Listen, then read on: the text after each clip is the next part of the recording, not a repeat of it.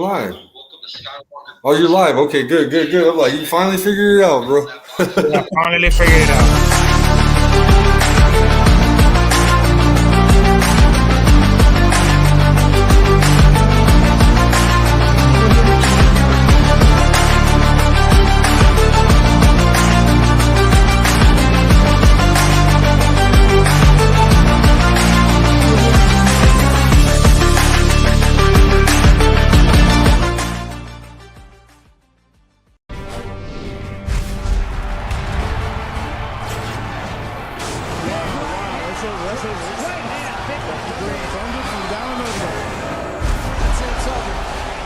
Not a good place. Jab is really a weapon.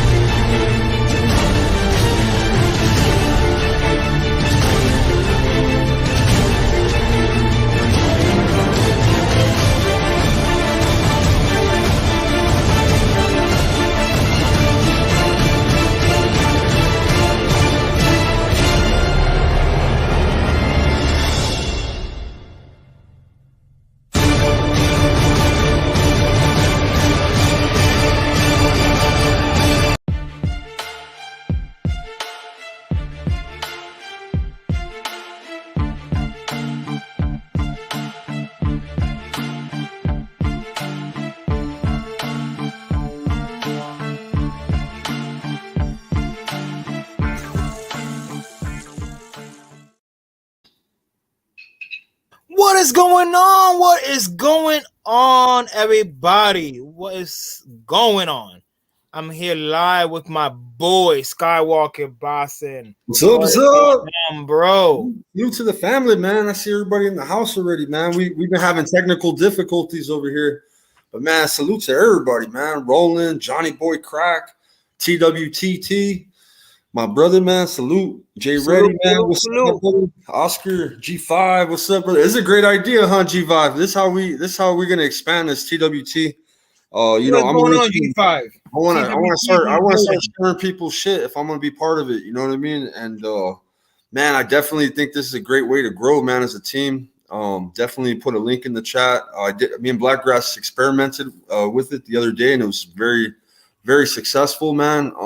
Developed an audience, and we definitely got to grow. Judah too, same thing. TWT fam in the house.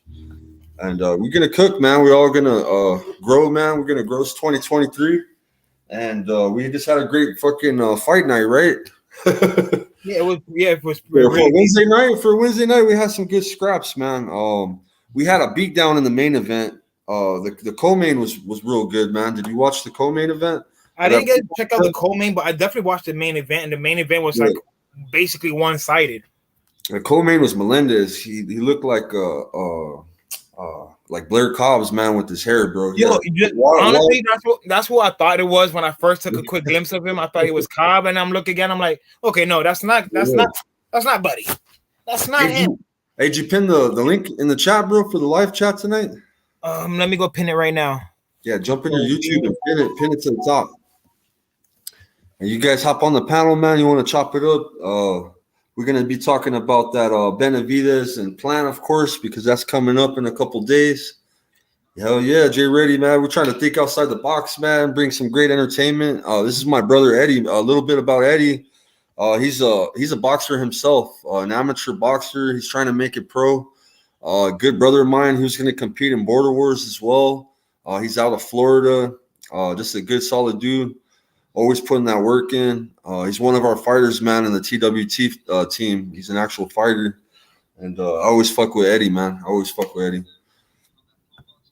going to have Chai Ming from Cali, man. That's his partner, man. We'll introduce you to Chai Ming. Chai Ming's a beast. Yeah, man. Come up and smoke with us, man. Hop on. For real, man. Like, yo, we about to dive deep into this conversation in a few. And we got to touch up on that Tyson Fury topic too. I'm definitely waiting for Chi Ming to come in so we can touch on that Tyson Fury topic because Tyson Fury, we all know what you up to, buddy. 70-30, you're not taking it, and it's because of a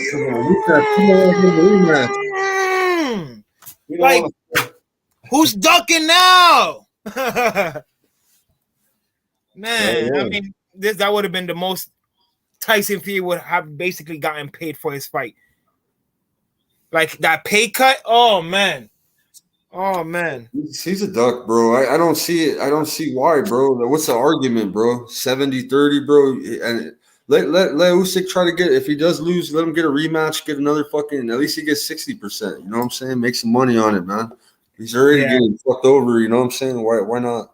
So that's a straight duck move, and yeah, definitely a rematch clause. I mean, it's gonna be great. A rematch is gonna just make sense. You know what I'm saying? Nowadays, I know in the older days, you know, it's one and done, but nowadays we're getting AJ Usyk. You know, we're getting them fighting twice. You know what I'm saying? All the hot, you know, everybody that's big, bro, in the sport, man, always gets a rematch. You know what I'm saying? I mean, it goes back to it. Like, look, Tyson Fury and Wilder. Yeah. It makes good, man. Trilogies. My uncle fought four times against Bazooka Limon. You know what I'm saying? And look, Wilder stepping in. Yeah, shout out to Wilder, man. Shout out to Usyk. Shout out to these heavyweights coming up, man. The Joe Joyces, you know what I'm saying? Like, we got some Big Baby Anderson. We got a lot of nice heavyweights come. I think we're gonna see the comeback of the heavyweight division, man. You know what I'm saying? We might see it, man. I mean, this might be like it's like the NFL. You know how you gotta let it mature. You know what I'm saying? A little bit. Exactly. Man, you gotta put it in the oven. This heavyweight division is gonna be crazy in a couple years, man. I really believe so, man. I think it's gonna get better, man. Well, listen, what they need to they need to do eventually is fucking strip Tyson Fury for them belts so we can lighten up the heavyweight division again, because it's like Tyson Fury holding on to them belts for what and not doing anything with them. So he needs to vacate them belts. Well, not belts, but belt. Yeah, well, I guess yeah, he's WBC champ, and then you know, right. So that's the lineal champ, but you have to beat the lineal champion, or you know, right. Yeah, I understand that lineal, but still, he's still just the WBC champ, bro. Exactly. And Usyk's got the other 3 straps in a 4-belt era. You know what I mean? And so I think it's totally unfair, man, with the 70-30. I respect and applaud anybody going for 30%, you know, just to fight for legacy. You know what I'm saying? Absolutely. Fight for pride, fight for, you know, you think you're the shit, prove it. You know what I'm saying? Absolutely. Money will come, and you know, as long as you put in that work, you know. Mayweather made that, you know, did that, you know what I'm saying? It's absolutely crazy, but all right, let's I mean, if you want, let's start off with Caleb Plant, David Benavidez. This weekend, man, we got 4 days out. We are 4 days away from the fight. Pretty big fight.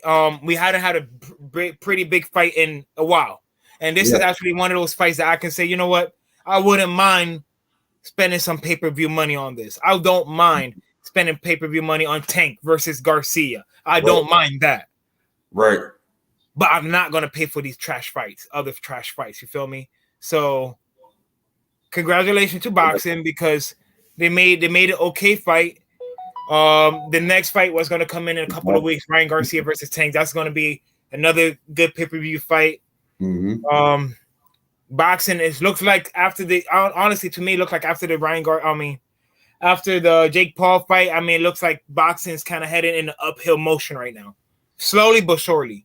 Yeah, I mean, it kind of sucks. I mean, we're not getting the Inouye's got an injury. You know, I was looking forward to seeing Inoue and Fulton. That would have been another mega fight. You know what I'm saying? So hopefully we get that by the end of the year.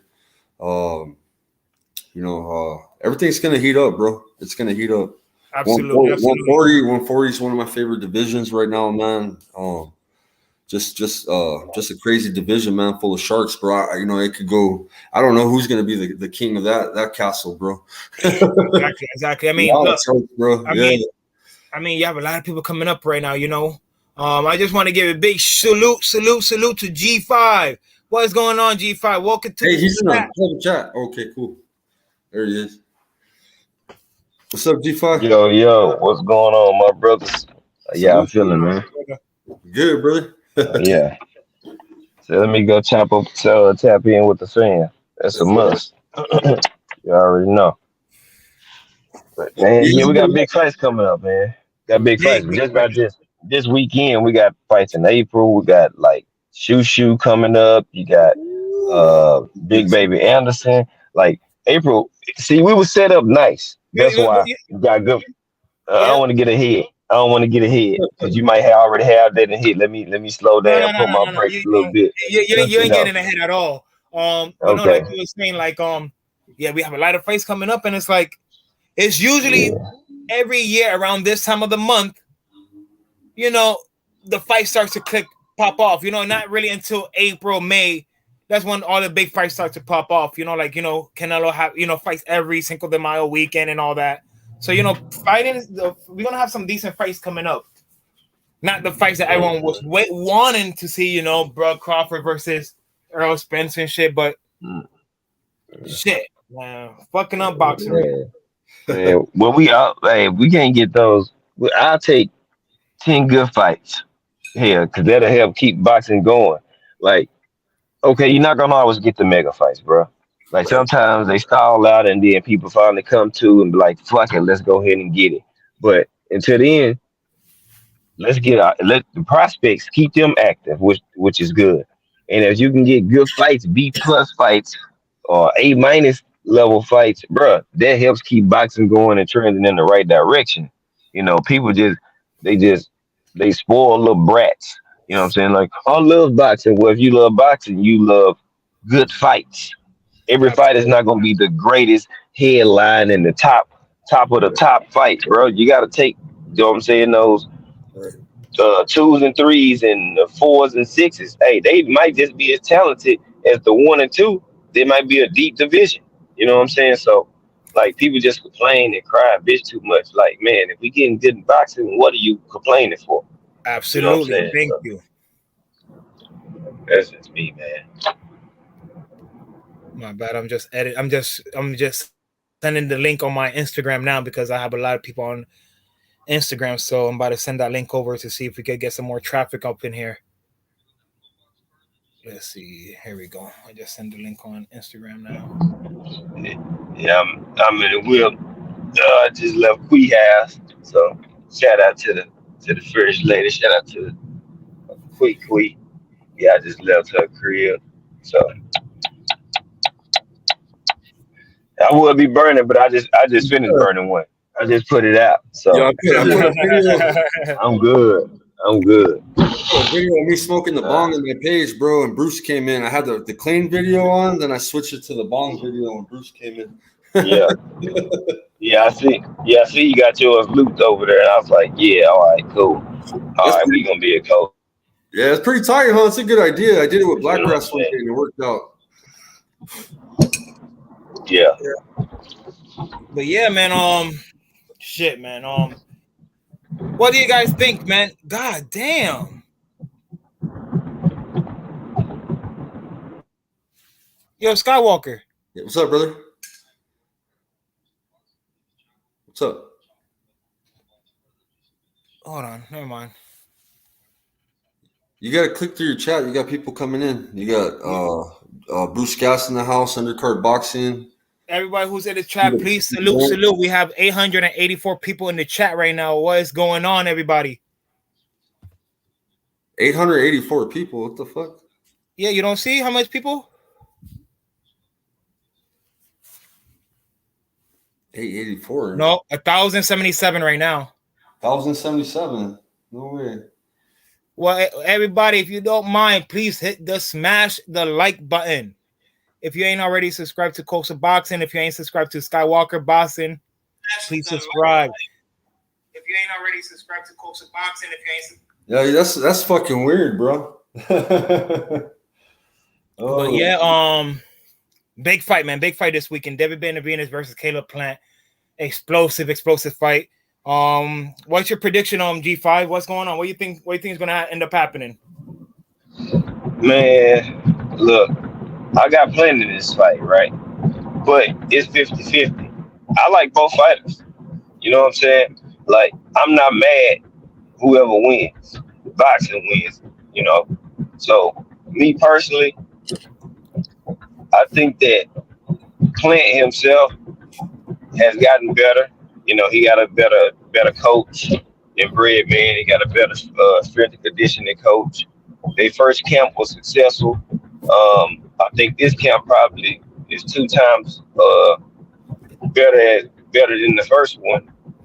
Also, Benavidez got a 6 pack now, so I know Benavidez is locked in, putting in work, and he taking the fight serious.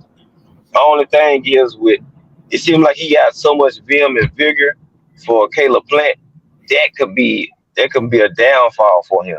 You know what I'm saying? That where you could be so focused on trying to hurt him in so bad that you kind of get off your own game plan.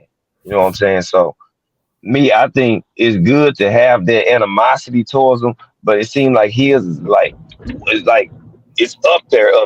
You know what I'm saying? That if he don't be careful, he can throw himself off. You know what I'm saying? Boxing is a mental game, and with all that animosity and how you feeling about Caleb Plant, you might just throw yourself off.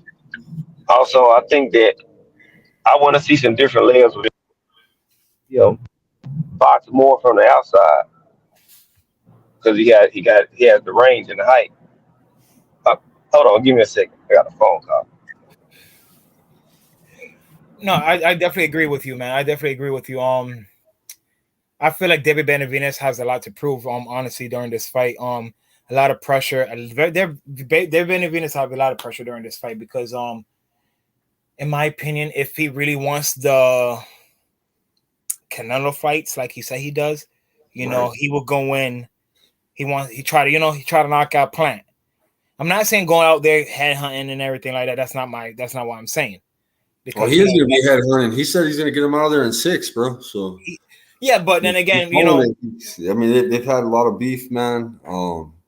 This shit's been heating up, bro. I definitely think this might be it's going to be a knockout fight, bro.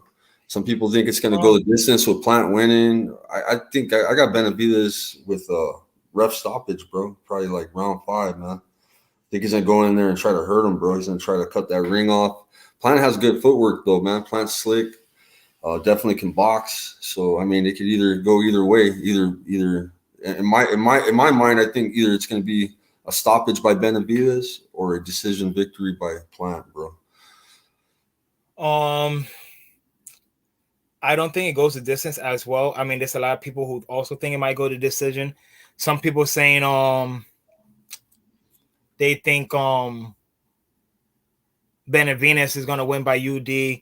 Some people saying Plant's gonna win by knockout. It's gonna be a very a competitive fight. It's gonna be a very competitive fight. That's one thing I could guarantee you guys. My opinion, I'm leaning with Plant for a knockout. I don't think it's gonna go all 12 rounds. I think it's gonna be midway fight, knockout. I just think a lot of people really underestimated Plant. Plant got more than just a right or a left hand. He got that footwork. He can move his head. Plant got more than just a right or a left hand. Yeah, and I agree, bro. What does Undercard say? Plant by 8-round knockout. Undercard thinks he can put him out there like he did Durrell, man. You think he can do it twice in a row, bro? You think he can do what he did to Durrell? It depends. I mean, I do see Plant knocking out Benavidez. Absolutely. How does it come? I don't know. I don't know if it's gonna be a body shot. I mean, look, put it this way. He's a Mexican, man. It's hard to beat a Mexican. Put it that way. It's hard to knock out a Mexican. Me and Chi will always be talking about this. You better hit that bear belly. Hit that Modelo stomach, man. Go for the body. Right. Set your shots up with the body shots. Make sure that jab is popping, Make sure you don't say too much in the inside in the pocket too much, Like, I know Plant. I feel like Plant's going to come in there flat-footed, trying to, be in the mix. I don't really want to be flat-footed too much in the pocket with Benavidez because I know Benavidez's head, he's expecting Plant to come in flat-footed and just stick right in front of him the whole time. And if that's the case, Plant's gonna have a long night. I feel like he needs to stick and move. Let off those punches and move. Let off those punches and move. Don't stand right in front of him. Right. Hey, Undercard, you want to come hop on the panel, bro? You want to cook on Plant? Agreed. But yeah, and like y'all say, some of y'all say, Canelo's not gonna fight either one of these dudes. Do you think, depending on the outcome, do you think these guys should fight Canelo Alvarez next, or would y'all rather see Canelo after he fight John Ryder to fight Bivol again? He says he wants a little rematch. He did say he wants the Bivol rematch.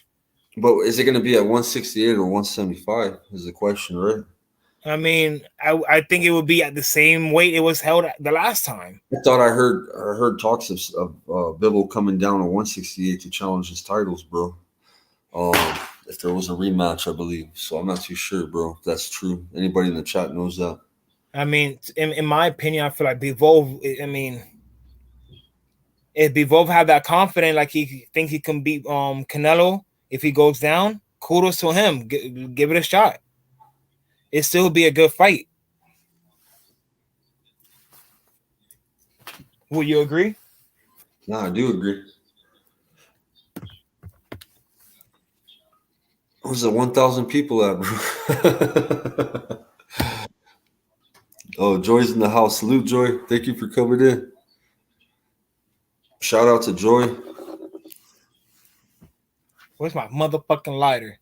Yeah, give her a wrench, man, so she can put her link in the channel. She's real cool, man. I don't know what to do that.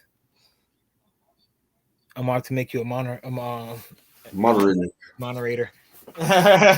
Wrench for Joy. ¿Cómo está, Joy? You got 1K people in the house, man. Let me know where you guys are from, man. Type in the chat. Who do you got? Planner Benavidez. What's your thumbnail on the show, bro? What are you using?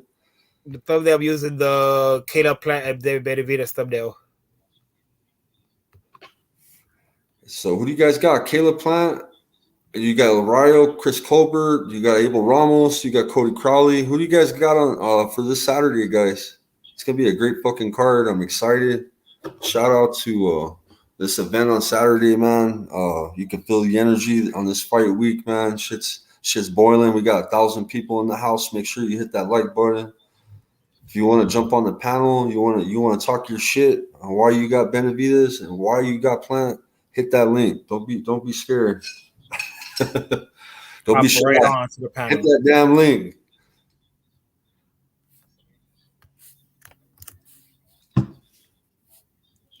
New York City by way of New Jersey. Brick City.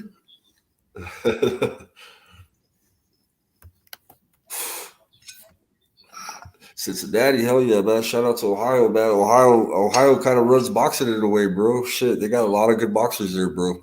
I like the Masons, bro. Shit, shout out to Ohio, bro. Cincinnati. I'm a Steelers fan, but it's all good. I still like Cincinnati, though. Rivalry, though. We're good. Cincinnati. My boy Jay Reddy said Plant's going to bed. He's going to sleep. I agree, Jay Reddy. Thank you, brother. I do not agree. I disagree. I disagree to the fullest. I do not agree with you guys. Yeah. It's the whole entire card is awesome. Roland's my brother right there, man. That's another Border Wars veteran right there. That dog, man. That's Roland right there, man. Big inspiration for Border Wars. Had us training, huh, Eddie? Boy. Salute to Coach Green, man. Yeah. Oh, yeah. Shout out to Coach Green, man. He might come in, too. I got my link in the chat. He'll probably come in. But, man, you still got 1,000 people in the house? 1,000? So what is the undercard for that fight? I'm looking that up right now. You guys don't know how to type in the chat? Come on. Where's the 1,000 at? I'm just seeing people we know.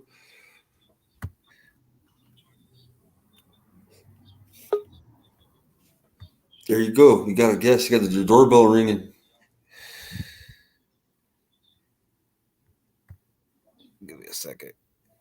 And show some. They're gonna show some butt cheeks on your, on your panel, bro. They've done that shit to me, bro. I'm telling you, bro. They got some stupid shit, bro. I've had some butt cheeks. I've had all sorts of weird shit, bro. On my Oh shit. So I'm looking at the trying to find the undercard. So we have Jesse Ramos and Jose Joseph Spencer on the undercard of that fight. Yeah, that's the co-main. That's Spencer's pretty good, bro. It's gonna be a good fight. That should be a definitely interesting fight because that's also another fight. Somebody has to go with that fight. 19-0, 16-0 with that fight. Oh yeah. 513, J Ray. What is going? Let me add our guests into the building. Salute, undercard boxing in the channel. Oh, salute shit. to you, brother. He's gonna cook on plant right now. He's gonna roast Benavidez right now. What's going on, people? TWT family. How you guys brother? What's going on, family? Oh, I'm good, man. So this is how I see the fight playing out. Everyone expects Plant to kind of dive around the ring, dance around, and be chased down by the big bad David Benavidez. But I think in the middle of the ring, David doesn't let his hands go. He keeps his hand in his pocket because he's more vulnerable to counter punches. When he gets you up on the rope, that's when he kind of starts teeing off and throwing all his wild punches. You'll see the combination, 17 left hooks, right hooks. But when he's in the center of the ring, he doesn't jab, he doesn't move his feet, and he literally, for rounds, will just have his hand in his pocket and not really throw with you. So I think the plan's going to actually step to David Benavidez, and that's going to surprise him because everyone expects that he's going to have to keep finding him around the ring. And he has the power to not only hurt him, but to put him down.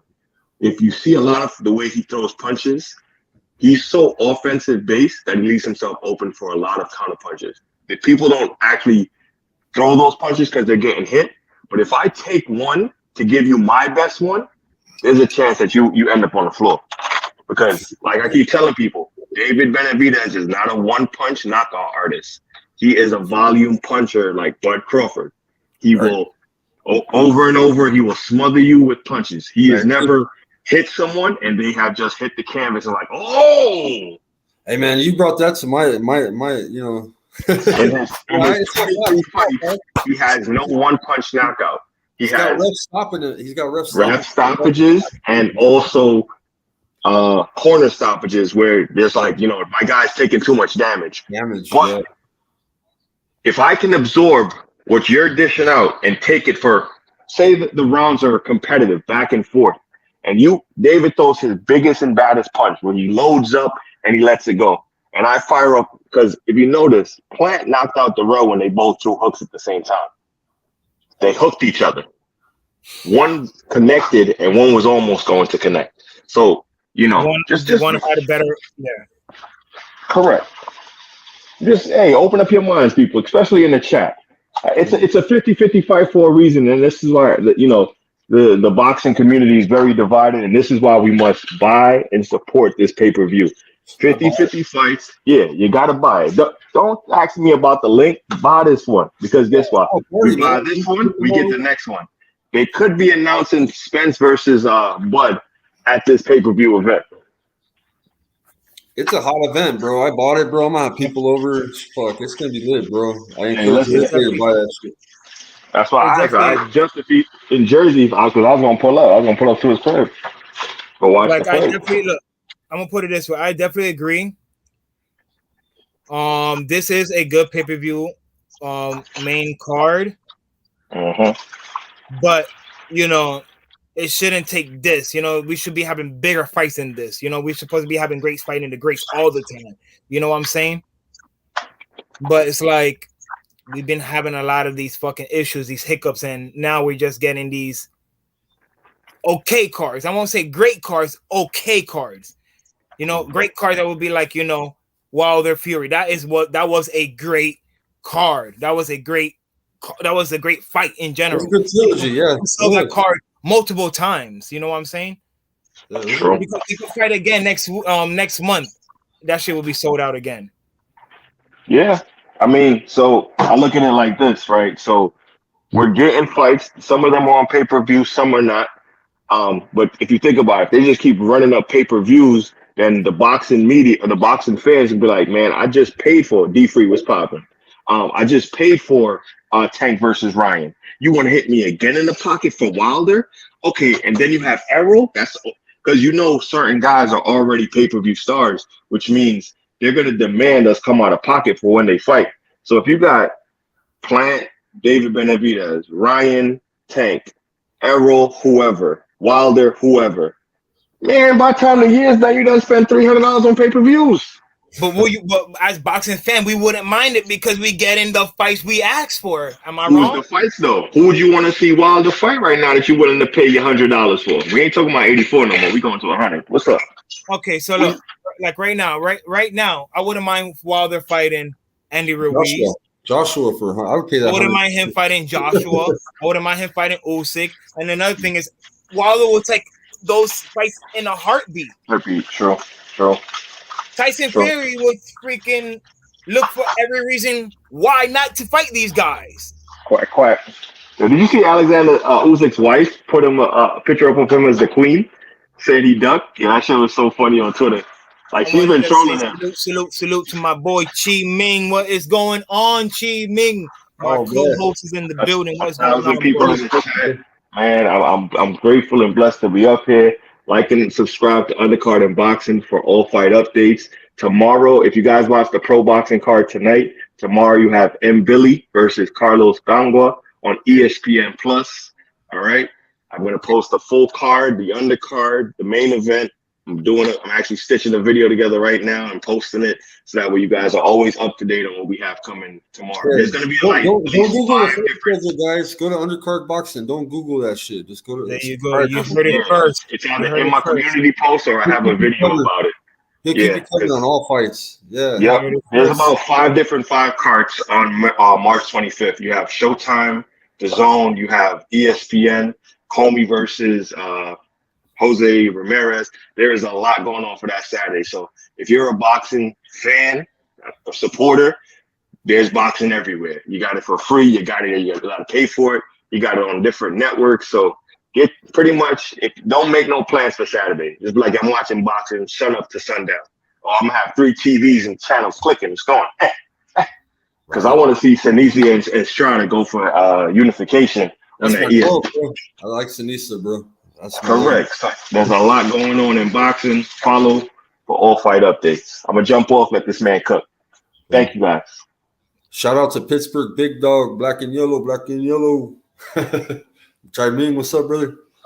Yo, what's good with y'all? Ain't much. What's going on, bro? Shit, man. Hey, nice seeing you. Hey, likewise. Always good to see y'all. Always good to see y'all being active and shit. What's up? Oh man, we're cooking. We got a full house tonight. We got 1 point something K in the house. Hit that like. Shout out to everybody watching. That's what's up. Beautiful music. What's I talking about though? Man, we're cooking right now. We just finished talking about Cater Plant, David Benavidez a little bit. We're cooking, man. We back and forth between David Benavidez, Cater Plant, and we talking about the Gypsy King, fat boy. The Gypsy King. Okay. Because Zara said you wouldn't mind seeing Wilder get knocked out by Fury in the 4th fight. Hey, subscribe to us, Big Plazaro. Subscribe to Coastal Boxing Club. Man, I mean, Fury. That's the only fighter Fury gonna fight that's worth a fuck. So I mean, why not run it back? He don't want to fight nobody else. So run it back. You don't want to fight nobody else. Run it back. For real, like this. Enjoy those fights. They were good fights, bro. They all good fights. I mean, I don't understand why people say they don't. Like some people be like, "No, we don't need to see it," but he don't want to fight nobody else. And if y'all want to keep claiming, like a lot of people want to keep claiming how much he the best heavyweight, then that's the only guy he gonna fight though. Like I don't know, man. I'm done with that dude. Like I've been saying this. Like I've been saying it for a while.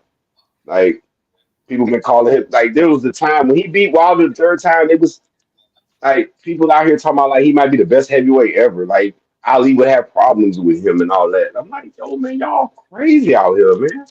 That dude ain't that. And like his best win to me for real is against Vladimir Klitschko, but it's not. Vlad is the best fighter he beat. You know what I'm saying? And it's like he beat Vlad at the right time. He caught Vlad at the right time. Vlad was injured like hell, hurt from shoulder to ankle, and his lady just tried to kill herself. You know what I'm saying? Like he didn't want to fight Fury. Wilder did. He wanted to fight Wilder the third time. He really didn't want to fight Wilder the third time. Wilder had to go to court, fight all that shit. Like, come on, man. Right. Then Usyk called his bluff. Come on, man. He said, Usyk called his fucking bluff. He said that 70-30 shit because we would think that we would all be like, oh, that's just absolutely outrageous. He gonna be like, oh, hell no, I'm not gonna fight for 70-30. I'm not gonna even talk to him. But then when Usyk was like, oh, yeah, I'll take it. What's up? Now what? What's the problem now? Man, no, man, he ain't it. I hope everybody understand that he ain't it. Yeah. He ain't it. You had somebody ringing your doorbell, I think. He ain't it. I don't see no. He don't want no smoke with Usyk. He don't even want to fight Joe Joyce. He a weirdo. Like I'm off that. I think Johnny wants Dairy Queen. He wants to cook on the Usyk. Johnny, he wants to come in here and cook on. Oh, I didn't see Johnny in the backstage. Craziness, man. What are they saying in the chat? My bad, I wasn't even paying attention. Fury versus Dylan White been saying it for 6 months. Look, man. Fury gonna fight Dylan White and Derek Chisora 8 more times. Like nothing. I fight you guys. You know why? Because I know I win. Yep. I know I win. Yep. Just he don't want to fight nobody. He don't want to fight. I know he don't really want to fight Usyk. What is going on, brother? Salute, Johnny. Welcome to the panel, Johnny. What's up, fellas? Yeah, what's up, Johnny? How you doing, brother? Good evening. Good evening, fellas. How we doing? I just seen Skywalker's thing, so I found my way over here. Yeah, I did a redirect on my channel. I sent people over here too. Yeah, right on. Nah, man. Yeah, Fury's on some sucker shit, bro. That shit's weak as fuck, man. I tell people all this all the time, bro. It don't matter if it's in boxing, on the street, whatever, bro. Talk is cheap, bro. Talk is cheap. Talk is cheap. It's easy to get up there and, call the man a bitch, a pussy, a coward, all this other stuff, but actually fighting them's a different story, bro. It's two different things, man. It's always something. You know what I'm always saying? Something. I mean, it's always something with him. It's just never squeaky clean. It's just always something with the dude. Every time. Homie did all that huffing and puffing just to pull up. Come on, man, stop it. Mm-hmm. You know what I'm saying? They didn't know how to respond once Usyk called his bluff. Like he didn't know how to respond. Usyk was like, "Man, I basically fight you for free, motherfucker. What's good?" And he didn't want to do that. And that's the thing too, bro. Because I don't think Fury was expecting him to say yes to that 70-30, and he did. Yeah. Salute, D-Free. Welcome to the chat, D-Free. Yeah. How the fuck did you have 1,000 people and it went down to 10, bro? Salute. That's why I came on there. Because I came on. Everybody hating me. Oh, man. I scared them off. They must have been from the UK because we started talking about Fury and then the whole room bounced, bro. Hey, it is what it is.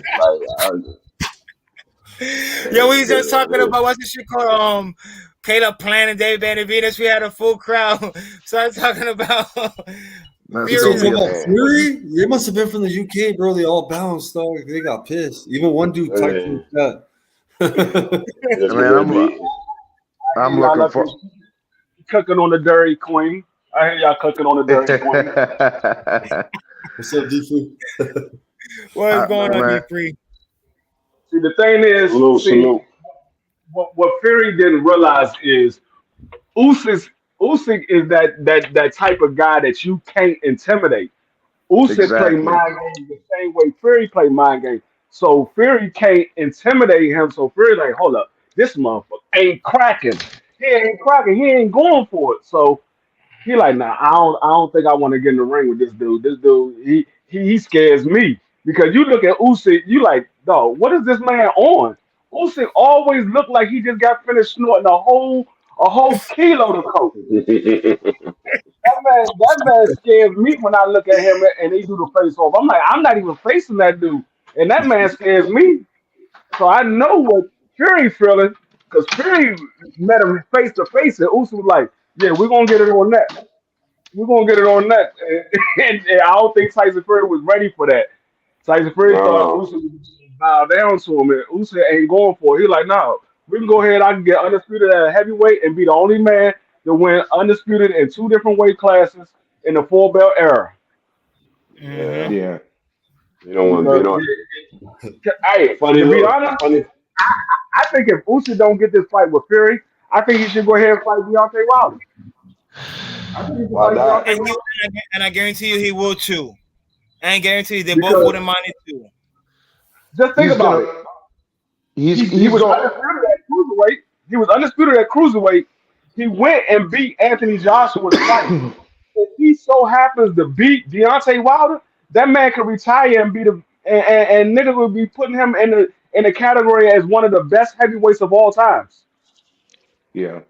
He. But I mean, beating Fury will really solidified. Talking about him being a great fighter. Period. In regards to like not just heavyweight, but just one of the great the, fighters. unfortunately, I think what's going to happen. I mean, I think he's going to end up fighting Dubois because so they don't strip him. To be honest with you, think that's going. I mean, and I don't want to see it, but it is what it is. You don't want to get stripped, so fucking No, that's not a mandatory. It's not called as a mandatory yet. not yet. But on April It will 1st, it will be. It will Yeah, on be. April 1st, it will be. They said if they couldn't come to terms, then that's getting announced. And then here's But see, the thing is, they might call that as the mandatory. But his next mandatory that's supposed to come up is the winner between Andy Louise and I forgot the guy he's supposed to be fighting for the IBF because the IBF is the next mandatory. that fight's off, homie. That fight's off, homie. Him and Hergovic. That fight's off, brother. But Whoever is the IBF number one contender, that's the next mandatory for the title. which is check this out, brother. Check this out. What's gonna happen is, and I'm gonna tell you this right now, he's gonna fight Dubois in the summer, bro, because that's his WBA mandatory. They're still trying to find Hergovic an opponent, bro. They were trying to get Andy Ruiz, they couldn't get it. Then the other thing he's gonna have to do, because Joe Joyce is the WBO interim champ. So he's probably gonna go from fucking Daniel Dubois to Joe Joyce, bro. If he beats I call him the Big China. I call him the Big China man. Yeah, Big Bang Zang, he's a beast, bro. He's not in line to be the mandatory. Joe Joyce is not in line to be the mandatory. But he's the interim champ though, bro, for the WBO. He's the interim champ, but he's not next in line to be the mandatory. The next person in line is Hergovic. Hergovic is the next one in line. Well, he'll probably fight Dubois and then Hergovic, brother, because he's gonna fight. Y'all hear all the names? Y'all hear all the names? Y'all hear all the names y'all running off? Don't nobody want to see none of that shit. All the names y'all running off. Don't nobody want to see none of that shit. I agree, bro. I agree, bro. I agree, bro. But he ain't trying to lose his title though, neither. I know that's right. Sucker. What I'm saying is the next person in line to be called as a mandatory for the title is the IBF. They already fought the WBA mandatory fight. Usyk was the WBO mandatory fight, and right now Tyson Fury has the WBC title. So the next person in line is Hercules. He already fought Eliminator for the interim title. This is another Eliminator. So if they call that fight off, he's next in line for a mandatory. The IBF is the next one in line. Okay. Well, I'm pretty sure it's going to be Dubois, but that's either way. Who was it that Anthony Joshua fought right before he fought Usyk? It was Pulev. Pulev was the WBA mandatory. Pulev was the Yeah. WBA mandatory. Yeah, but that was That going was on 3 years ago now, though, bro. that wasn't no 3 years ago. That was just last year. Pulev and AJ? No, bro. That was the beginning of last year. That was before COVID, wasn't it? That was before COVID. Yeah, wasn't that it? was before. Yeah, that was before COVID. Yeah. Yeah. It was the beginning of last year. No, brother. That was before COVID. They did it in Eddie Hearn's mansion, remember, because of COVID. Yeah. It was like it was like right at the beginning. Like that's 3 years ago. Yeah, that was at his mansion. Remember, they did it. They held it in a bubble, I guess. Yeah. Yeah. It was like 3 years ago. He has a nice crib. Well, fuck. What a shithole, huh? It wasn't 3 years ago. I'm telling you, 2020. Usyk want to be 2-time undisputed, man. I feel that he do. Like, why not? Like, you up here? Like, what are you up there for? I understand he want to be 2-time undisputed, but if the other man that got the title ain't trying to fight him, that's the same way we got the Bud Crawford and Earl Spitz. If the other man with the title ain't trying to fight him, you can't be 2-time undisputed if he's not gonna get in the ring with you. Because they can't force it because no other sanctioned body can force another champion to fight. Okay, I feel that, but but who say that Usyk gotta be? If Fury don't want to fight him, and he only gonna fight his mandatories, then it is what it is. What can you do? But right, exactly. If he only gonna just fight his mandatories, what can you do? And here's another thing, bro.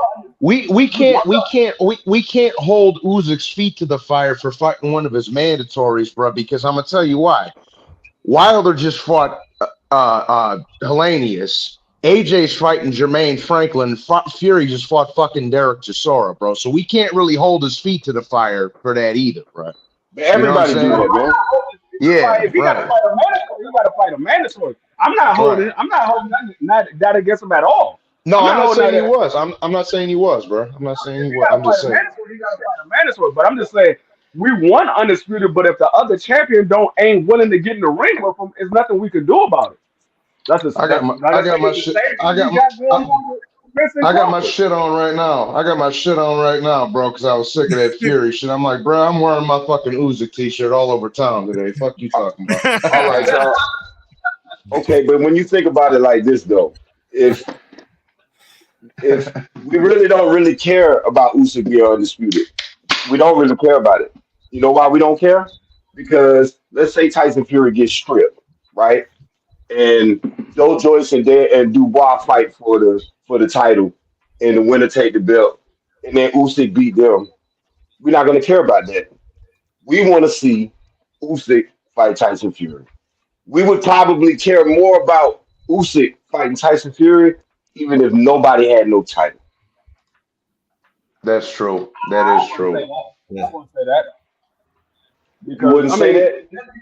No, because if he doesn't fight Tyson Fury, there's still other big fights out there. But what he's saying belts. He's saying if you took all the belts out of it, bro, everybody would still want to see Fury Usyk, and I agree with that, bro. Mm-hmm. That's it. That's all it is to it. We don't care about. I wouldn't want to still see Fury. The only reason I want to see Fury and Usyk is for undisputed. Other than that, I don't care about Fury and Usyk. Oh man, that's about one of the biggest fights in boxing that you can make, bro. I mean, that would be the biggest fight in boxing. That would solidify. That's like one of the bigger fights in boxing, dog. I don't understand. Like that fight happened. It's only big because it's undisputed. If you take the undisputed away, it's not a big fight. No, it's big for more than that, dog. I'm telling you, if you take the undisputed away, people will not be talking about it. They only talking about it because it's for undisputed. If it's not for undisputed, they're not talking about it. A lot of people will watch it just to prove the fact that, you know, Tyson Fury ain't shit. It's cool. It makes people wonder because you got a big ass heavyweight, a giant, tall giant. Thank you, Skywalker. Then, Thank you, Skywalker. A cruiserweight, what they're calling him a middleweight, right? They were saying that the Tyson Fury's got the middleweight, right? So thank you. That's what makes it. That's what makes it appealing. I'll put it this way. Yes. If you take away the belts, which one is a bigger money fight?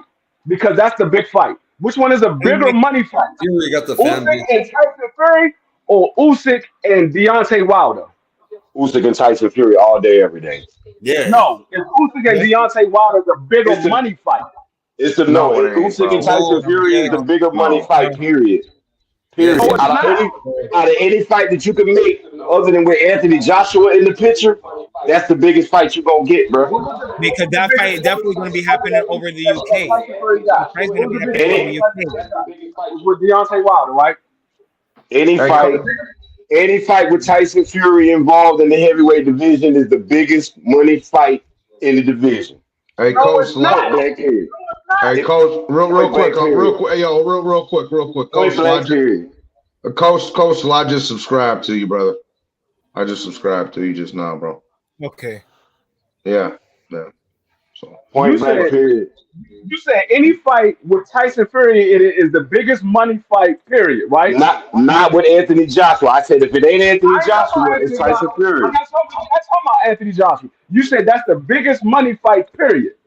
Yeah, bro, you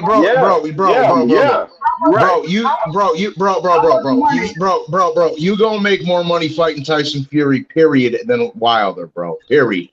Thank you. No, I'm gonna tell you like this. How much money did the Derek Chisora Tyson Fury fight make? How much money did the Wilder fights make?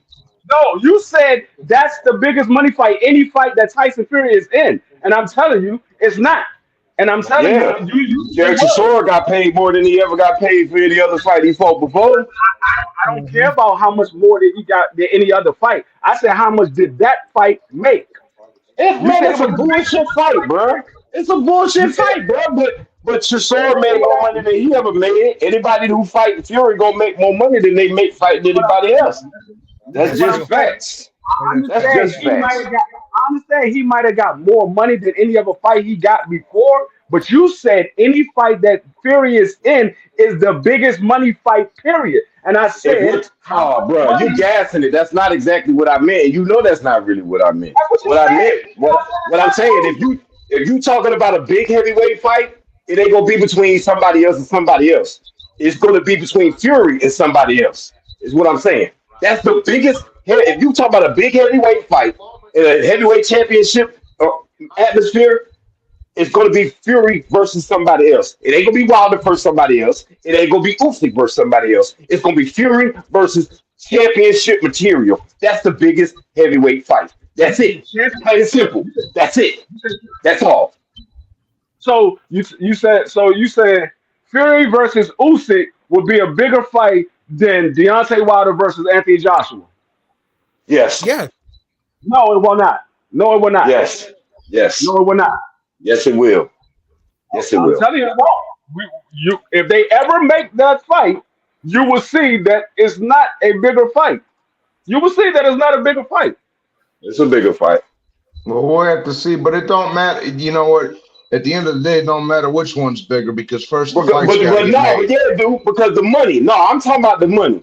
The money, in regards to the money, I'm talking about money being made. You fight Fury, you make more money, right? So what are we talking about? It's when you fight, it's for more money. It's the bigger money fight. Whoever Fury fight make more money than they gonna make fighting anybody else. So why the fuck would Usyk not want to fight Tyson Fury? It makes no sense. He want to fight Tyson Fury because he gonna make more money than he gonna make fight anybody else.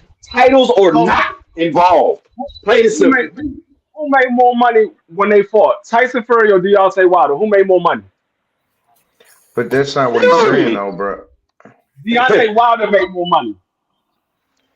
Deontay Wilder made more money. Okay.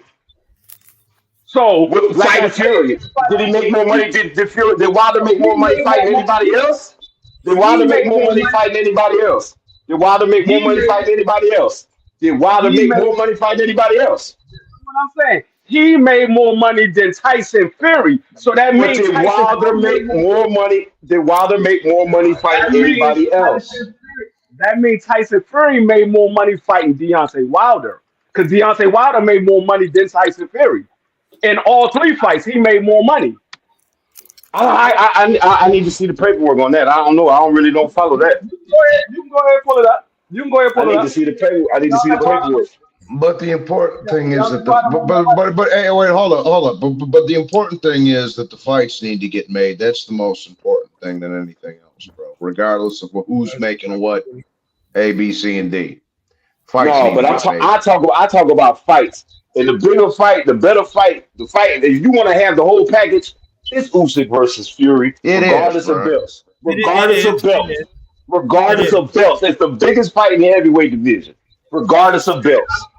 I'm just talking about. I mean, if it's that big of a fight, there's not a lot of people talking about it.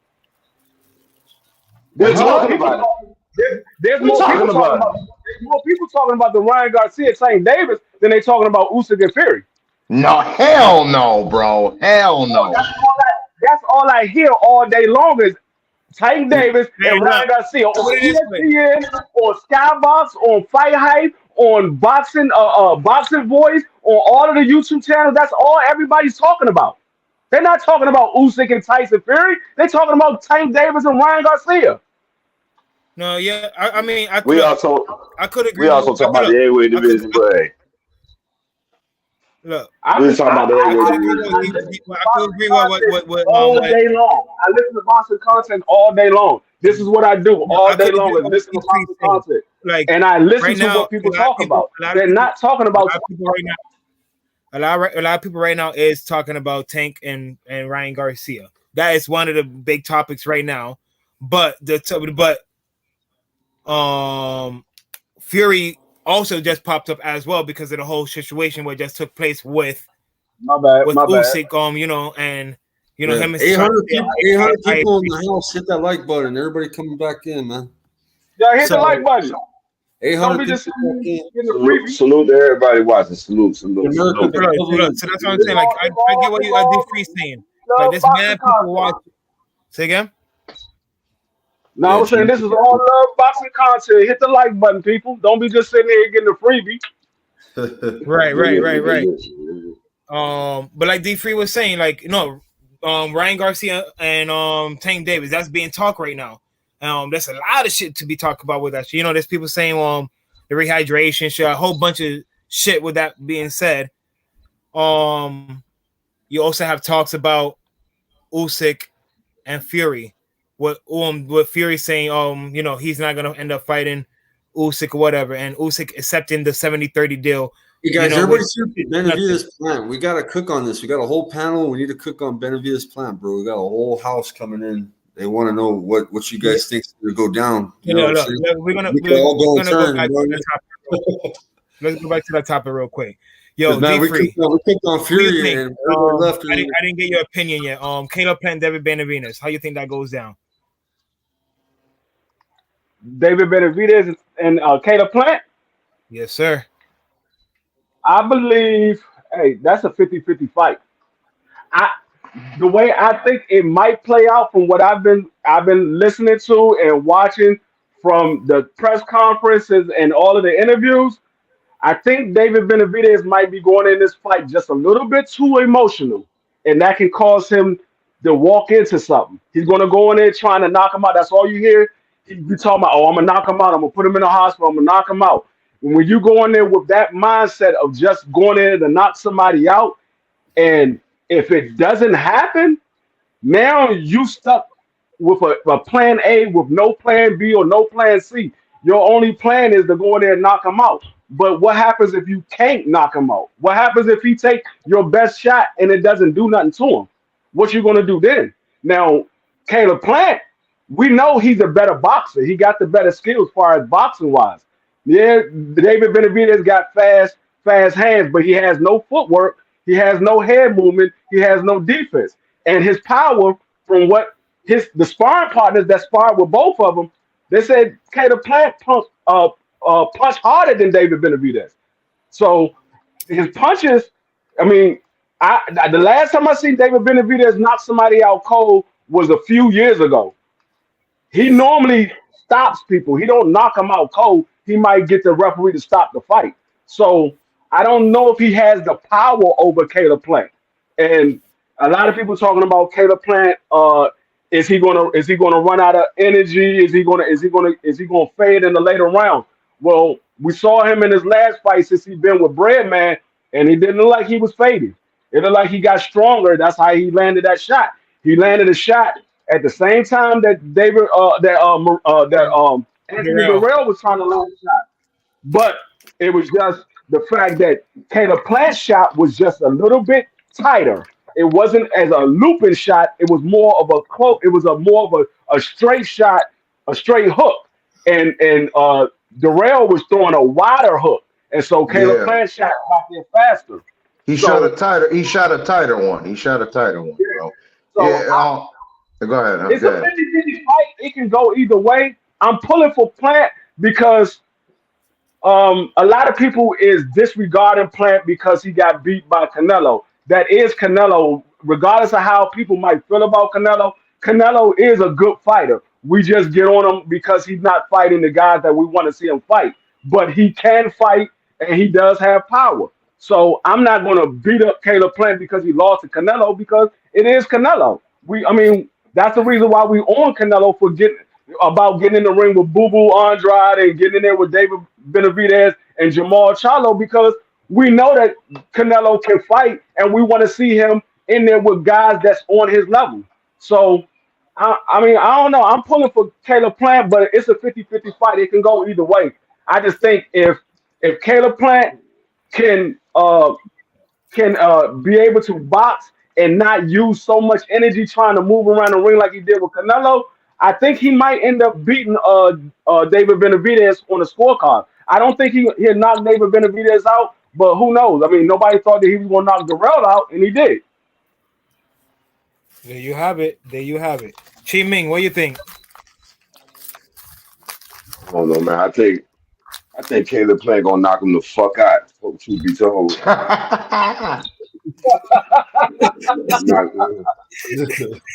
Dog, listen, bro. I guarantee you stand in front of David Benavidez right now, you could just be like, hand. I bet you slap him in the nose every motherfucking time. He ain't got no head movement whatsoever. None. Caleb Plant gonna knock him out, bro. He gonna knock him out. That's all I got to say. I don't see Caleb Plant standing right there for David Benavidez to throw all those different combinations. Caleb Plant is going to move around the ring. He gonna be gone. So he gonna be gone. Facts. He gonna be gone. He ain't gonna stand there. I think Caleb gonna knock him out, bro. Yeah, I think a lot of people are gonna be in for a pleasant surprise when this fight happens. Then they're gonna be in for a pleasant surprise. But like I said, it can go either way. I'm not going to say that Caleb Plant is going to beat him. I'm not going to say David Benavidez is going to beat him, but I'm pulling for Plant. I got Plant by knockout. I got Benavidez. I got Benavidez as well. I got the Mexican Monster by ref stoppage. Hey, Skywalker. I can see Plant. I can see everybody steering, man. It's a 50-50 fight.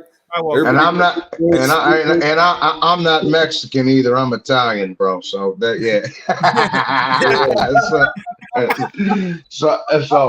I got. You're my buddy. I always agree with you. You know that. I got the Mexican Monster, bro. You got Plant, huh? Okay. I don't agree with you. Middle, bro. I'm telling you, man. I got a bill on that shit, bro. I got about 100 bucks. Me too. Me too. I got all sorts of shit out there.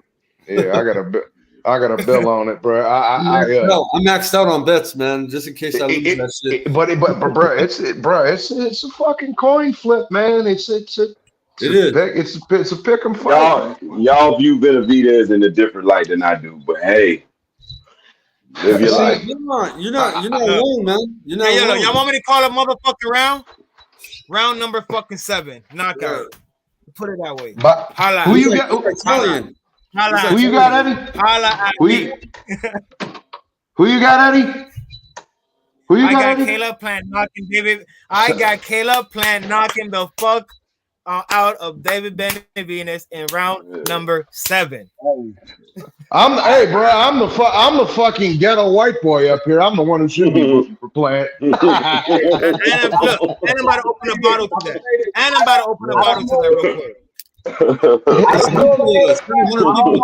Enthusiastic tonight. Salute. I don't know if Caleb Plant is going to knock him out, but what I will tell you is, if Caleb Plant do knock David Benavidez out, that would shock the world.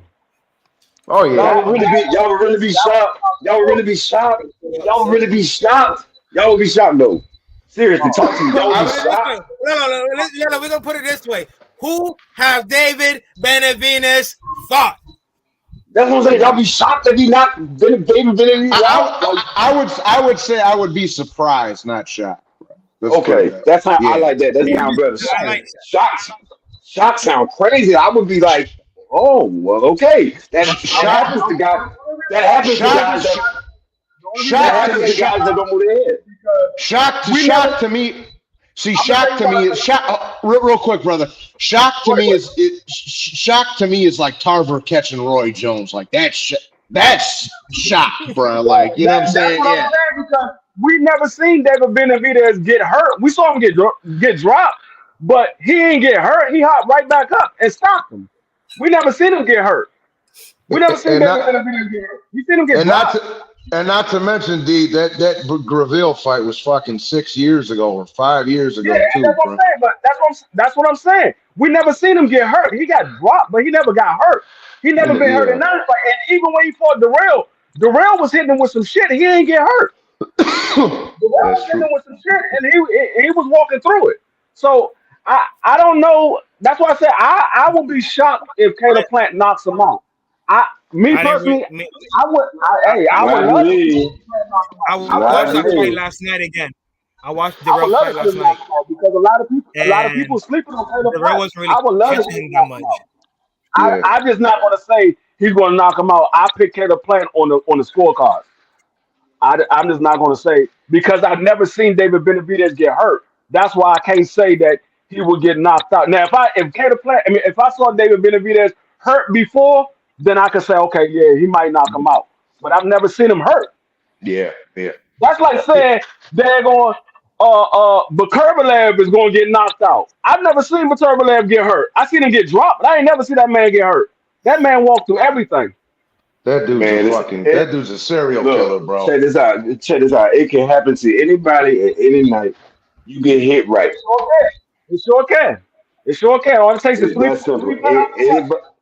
Anybody, any night, you get hit right. It don't matter who it is. They catch you. And Caleb Plant know how to throw punches better than all the other bitch ass motherfuckers that Benavidez and fought. He's just not to throw punches better than all of them. Darrell's a bum. He never was really good ever. Period. Keep it real. He held a title in a weak ass division. The division didn't get real until Caleb Plant and Benavidez and Billy Joe and Callum Smith and all them was fighting there. The fucking division's trash. Fucking Andre Ward, when he was there with Carl Fox and them, that division was trash. Fucking garbage division. The only reason, you know what I'm saying? So fuck all of that. Caleb Plant can box. David Benavidez has not shown me he can box. He showed me he can throw a whole bunch of punches. And I'm gonna just leave it at that. I ain't got no argument with that because I agree with you. David Benavidez hasn't fought the best of competition, so I'm not going to disagree at all. I just like I said, if I would have seen him get hurt before, then I was like, okay, yeah, it's a possibility he can get knocked out. But I've never seen the man get hurt before, so I don't know if he's going to get knocked out. But I would love to see it. Don't get me wrong. I would love to see. Like I said, I'm pulling for Caleb Plant. I would love to see it. Because if Benavidez win, then I'll salute to him because I've been saying that I don't think he done fought anybody to fight Canelo Alvarez. So that's the only reason why I want. So I've been saying if you want Canelo, fight Caleb Plant. I've been saying it for almost a year and some change. Fight Caleb Plant. This is the fight that you would, especially after he lost to Canelo, because now you got some draw, you got some appeal to your name when you can say, "Hey, look, I beat Caleb Plant." Y'all all remember when he gave Canelo a little good little fight for half the fight? But a I winner was of that this, was me. So like so now if you beat Caleb Plant, now you can look into the camera and be like, "What y'all want me to do now?" I pretty much beat one of the best guys in this division. So let's go, Canelo. You beat John Ryder. Let's talk. But he got to do this. He did not deserve it until he do this. So everybody who say he deserved it before this, hell I'll be no. right back. I'll He be got to right do this back, right y'all. here. I'll be right back. I'll be right back, y'all. I'll be right back. well, Salute. well, well, the winner of this is supposed to get Caleb. I mean, supposed to get Canelo. So I mean, if I knew that Canelo was going to fight the winner of this, I would love to see him get in there with David Benavidez because he's been in there with Caleb Plant. Although I want to see Caleb Plant to go in there and fight him again. Although I do want to see Caleb Plant fight him again because I think Caleb Plant was more so starstruck. I think he was more starstruck when he fought Canelo because he was doing a whole lot of unnecessary movement that he didn't have to do against Canelo. He was moving around the ring a lot of times and he didn't have to because Canelo don't have the best of footwork neither. He just got upper body movement. All you had to do was stay there and slip the punches, and Canelo's going to be right there. He's not going to move. He's going to be right there. Same way like David Benavidez. He's going to be right there. You ain't got to do a whole lot of unnecessary movement. He's going to stay right there in front of you. All you got to do is just give them different angles because when you give them different angles, man, they got to readjust. So I want to see Caleb Plant fight Canelo again, but I want to see what Canelo going to do if David Benavidez do beat Caleb Plant. Is he going to step up to the plate and fight David Benavidez? Because the winner's supposed to get Canelo next. Well, he would have something to hang his hat on to deserve a fight. But right now he don't. So we don't even need to talk about if we'll see what he do if he beat him because he didn't deserve it now. So we shouldn't be talking about him deserving a fight with Canelo because he don't and he never did. So why are we even going there? He got to beat Caleb Plant first. That's it. My bad. Once he beat Caleb Plant, then we talking. The whole reason why people was talking about David Benavidez and Canelo is because David Benavidez was the WBC champion when Canelo came to that division. He didn't go for that belt until David Benavidez lost the belt on the scale. Then he decided to go for that belt. So that's why a lot of people wanted David Benavidez and Canelo because when he was the champion, Canelo didn't want to fight him. That's when Canelo was talking about he's not fighting another Mexican. So that's the reason why a lot of people wanted to see it. Benavidez was not the recognized top super middleweight at the time when he was champion. It was Callum Smith. He went after Callum Smith. He beat Callum Smith. He beat Callum Smith because David Benavidez lost his belt. They fought for the vacant belt. Regardless of that fact, when Benavidez was champion, Callum Smith was recognized as the lineal champion in that division. He went after him. He beat him. He beat Callum Smith for the vacant WBC. He didn't fight Callum Smith.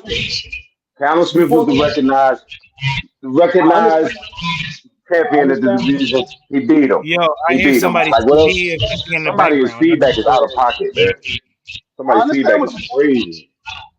Yeah, I understand what you're saying. He was the linear champion, but when Canelo came to the division, David Benavidez was the WBC champion. That's when Canelo decided to go up to light heavyweight and fight the dude for his belt. And then he came back down and fought Caleb Smith for the WBC vacant belt because David Benavidez lost it on the scale. I don't think that had any correlation. I don't think none of that has anything to do with the other thing, to be honest. I don't think that one has to do with the other. I don't believe it. I don't believe that Canelo was like, oh my gosh, I'm going to go fight Kovalev for the belt because I'm going to wait until David Benavidez loses. I don't think that, that's crazy to even think like that. I didn't say that's what he. I didn't say that. No, but if people think that, that's kind of wild. That's what happened.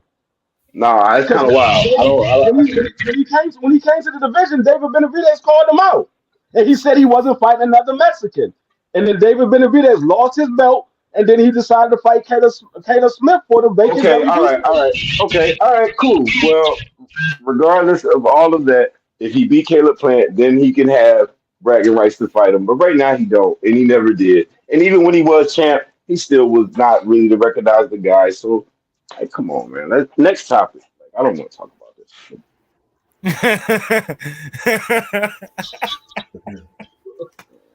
Man, you went from 700 to 11 people, bro. How the hell do you keep on doing that shit, bro?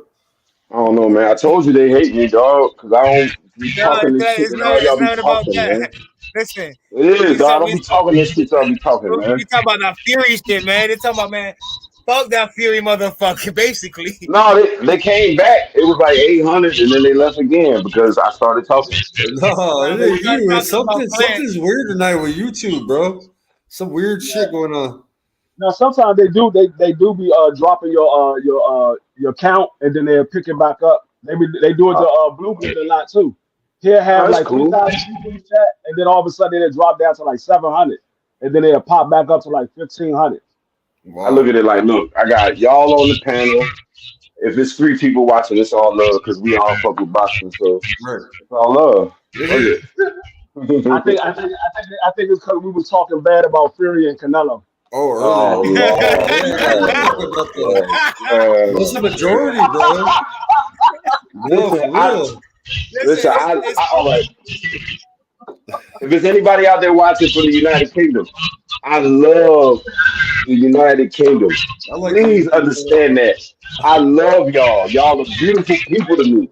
Okay? No, I'm gonna say like this. All real fighters. If you a fighter and you trying to fight the best fight, I fucks with you. If you a fighter and you trying to sneak your way through the daggone rankings, nah, you gotta fight some real fighters. I fuck with real fighters. If you ain't a real fighter, I don't fuck with you. Yeah, we gotta talk about you. It don't matter where you from. We gotta talk about you. We gotta talk about it. It doesn't matter. I don't care if you from the United States. You could be from my next door neighbor. Nigga, if you ducking, I'm gonna call you out on it. I don't care who you are. Facts. Mm-hmm. I don't care who it is. If you're not moving right, I'm gonna call you out on it. Yeah, that's what it is. It's not about where you from or what weight class you fight at, or if it's something that needs to be spoke on, we're gonna speak about it. And and that's how it should be, right? That's how it should be, right? Yeah. Cause I love Josh Taylor until he started moving a little funny the last couple of after the last fight with Jack Catterall. Dig it. Yeah. Yo, I thought Josh Taylor was the real one. Dig it. Skywalker, Sonny said, "What's up?" Which Sonny? McEwen? Yeah. Oh man, tell him what's up, champ. Yeah. Shout out to him, man. That's a top 10 cruiserweight in the country. He's out of Inglewood, I mean. He just had a fight. He just had a fight this last Saturday. He beat another he's 8-0. He fought another fighter that was 7-0. Tell him he needed to fight Tyson Fury. Tommy Fury, I mean, my bad. Tommy Fury. What y'all think about the daggone Chris Colbert and El Rayo fight? Okay, man. I think I don't know, man. I think we're done with Colbert, man. I think that's it for him, bro. I think Rayo's gonna come back. He got caught by Edwin De Los Santos, so it's like I think this will be a comeback for Rayo. He got his ass whooped. Yeah. He got his ass whooped. Hey, but both of them got a fight that they trying to revenge. They both coming off a loss. Right. They both look bad, and I ain't gonna say El Rayo looked bad. It's just he didn't have no defense. It's the David Benavidez camp. They don't practice defense.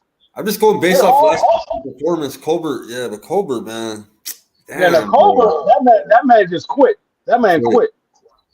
That man got on his bike and ran after he got dropped.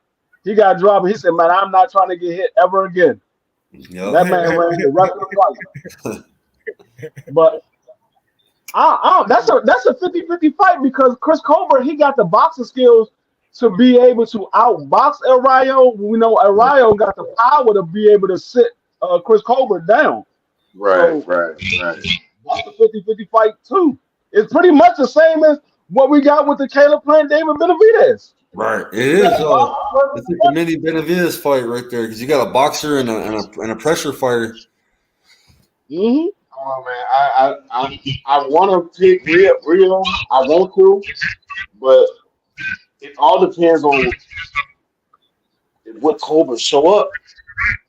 Like Yes, the sir. one I seen coming up in the rankings, he might have it. He might just pitch a shutout low key. You know what I'm saying? If he's doing his thing what he's supposed to do, but he probably won't. So I'm gonna go with just because they both look real bad in the last fight. They both look real bad. You know what I'm saying?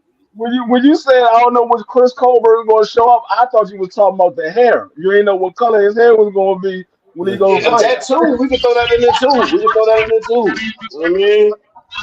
Like, but yeah, like I said, if he on his shit, he could low key outbox him. Yeah, but I don't know, man. He don't look like he want to ever get hit with any, like ever. Like, don't touch me, please. Like he look punchy. So I don't know. No, I don't know if y'all seen him after he lost to Hector Garcia. I mean, Santos. After he lost to Santos, that man put on a lot of weight. That man was like 160, 170. Damn. He put on a lot of weight. I was like, God dang, that's what the laws do to you? You go home and eat everything in the fridge? But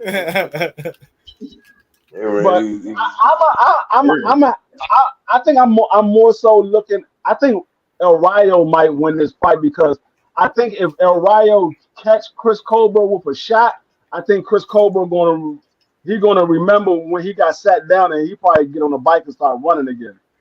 My man gonna be like turtle. Right.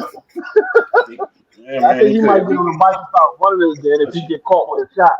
So I think El Rayo might win that fight. I don't think it's going to be a knockout. I think it's going to be on the card because I think Chris Colbert going to run and not get hit. I think he's going to run the whole fight. Right. Get on his bike. Not my. And then the Joey Spencer versus Ramos. That's a 50-50 fight too. Right. I want to see what Joey Spencer look like in this fight because they trying to put him on a fast track, but I don't know. Right. Ramos might sit him down. Who do you got on the Cody Crowley Abel Ramos fight? Yeah, he might. He might. I got Abel. I think I got Crowley, bro. Shit, Crowley. I have a friend that fought him, man. He says Crowley's good. I feel like Crowley's good. I don't know. I feel like it's like another plant right there. Crowley's like another plant. Actually, all these fights on this card is a 50-50 fight. It can go either way. All these fights on this card can go either way. Right. But let me ask y'all something. Do y'all think it's pay-per-view worthy? I think the main card alone is just pay-per-view worthy. Everything else is not. Lately, yeah. Yeah, I was about to say the main card, the main event, that's pay-per-view worthy. I don't know about. They should have had another bigger name as a co-main event. Right. Yeah. They should have had another bigger name as the co-main event to make it more pay-per-view worthy because you got to remember they following behind Tank Davis. Tank Davis had a rock of dudes on his daggone card. Yeah, you had Bruce, you had Speedy, you had Boo. Lorenzo. Yeah, you had a rock of that was a pay-per-view card. That was a pay-per-view card. But any one of those fights could have been a main event. Any one of those fights could have been a main event. That's what we call pay-per-view money worth. Like, well, I mean, I don't mind paying the pay-per-view for Caleb Plant and David Benavidez just because of that card, and it's the best way we're going to get in boxing until Ryan Garcia and Davis, you know, and we're not going to get anything better than that for a while. And And I feel like they sold us that, but I hope they can sell us something bigger after this. Well, I think Tank Davis card is going to be a big card. I think his card is going to be a big card. And then after that, we got the Devin Haney fight. After Tank Davis, we got the Devin Haney fight. That's supposed to be May 20th. And we have the Shakur Stevenson fight first, then that fight. No, but I'm talking about far as pay-per-view. From what I heard from Bill Haney, that's supposed to be a pay-per-view fight as well. From what I heard from Bill Haney earlier today on the Boxer Voice, he said that's supposed to be a pay-per-view fight. Devin Haney against who's he fighting again? Lomachenko. And neither one of them been on pay-per-view before. Neither one of them been on pay-per-view before. And this from what Bill Haney said on the Boxer Voice earlier today, that's supposed to be a pay-per-view fight. Every fucking fight is gonna be pay-per-view in like 6 months. Oh my god, damn! What we gonna do, y'all? They try to take every goddamn dollar from us, man. The zone, same way. This shit crazy, man. Damn. I actually think that's not a good idea.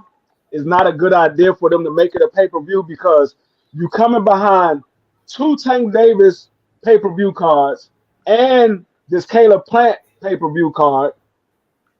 I think it's not going to do the numbers that they're expecting it to do. I don't think it's going to do the numbers that they're expecting it to do. And plus, this is the first time both of those guys been on pay-per-view. Now, I don't know. Maybe it kind of can be pay-per-view worthy, but it's just everything. Like I feel like all these fights out here now are trying to be pay-per-view cards. Like I don't know. Like when you think I don't know. Like John Crawford fought David Aver. It was a pay-per-view. Like, are you kidding me? Like, it's been so many pay-per-views that I just scratched my head about. Like you really trying to just get us for all these people. Like, Luis Ortiz had a pay-per-view main event card. Like, what the fuck? Like, when does it end? Like, I don't get it. Listen, they need to stop playing. We will pay a couple $100 a year for a package that you give us these fights. But just trying to clip us for possibly up to $1,000 in a year, that shit ain't it. I think if they do the Devin Haney and Loma fight as a pay-per-view, I think it needs to be like a $50 or a $60 pay-per-view. I don't think it need to be like $75 or $100 pay-per-view. Well, it'll be an ESPN joint, so ESPN gonna get the 85. I don't think it definitely ain't no 85 unless they got a bunch of big names that's gonna be on that card. It's not gonna be worth no $85. ESPN will be like I said, that's it. Because you gotta remember this is their first pay-per-view. Neither one of these guys ever did pay-per-view, and so you broadcasting this overseas. It's going to be $69.99. $70. That's still high to me. For both of them, I think it should be like $50. Like it's going to be $69.99. I like $50. I think if they want to do decent numbers, if they make it $50, they'll get $49.99. Okay, yeah, off top, do y'all remember? Any of y'all remember how much was the Rolly Tank pay-per-view? How much did that cost? That was $75. Yeah, $85. $80. $80. I pay $80 for Caleb Plant Benavidez, man. It is like okay. I got people coming over. I don't want my shit lagging. Otherwise, I would jack it. You know what I mean? Off the I would jack it. That was another card that wasn't Tank's doing. That was Leonard Ellerbe and Floyd Mayweather doing. Oh no! Look. Hey, look. I don't have no knock on how people get their money, but I just feel like it's almost like when I watch when they overcharge for certain cards, I just feel like I'm I'm literally like at the stadium buying like a soda. You know, when you go to the stadium, you get a 16-ounce soda and they say $5. And you be like, what the fuck? Shit, $10. This is how I feel. You ain't gonna watch When they Tank Davis charge unless me. you're not gonna watch Tank Davis unless it's pay-per-view anyway. He's a pay-per-view star. You're not gonna watch Tank Davis without I feel you, but I'm 42, man. I'm 42. You know what I'm saying? So I'm old school. You know what I mean?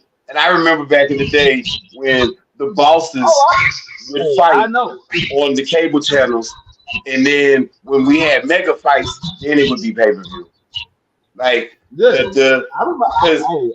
keep it real. Oh shit! Okay, so you know what I'm talking about. In the late '90s and the early 2000s, David Benavidez and Caleb Plant would be on cable. Y'all know that shit. Right. Y'all know that shit. Right. It's how you say that? On ESPN economy. every Friday. It was Friday night fights. Friday night fights. I came up with that. Yeah. You feel me? So like, you had the fights on ABC, HBO on the too. weekend. Yeah, man, it was fights everywhere. HBO Boxing After Dark. That was lit. Boxing After Dark was lit. That's where you would get the upcoming fighters, like the daggone Chris Colbert and all those guys fighting on those Friday night fights and Boxing After Dark and all that. They was working their way to being a superstar. Once they became a superstar, then you would see them on HBO Championship Boxing, or then you would see them. They start working on way to the pay-per-view channel. But most of the pay-per-view fights was usually like a Roy Jones fight or Mike Tyson fight or Evander Holyfield or something like that. It was the big even Roy fought on HBO. Even Roy fought on HBO. He fought on HBO a lot. Roy fought on HBO.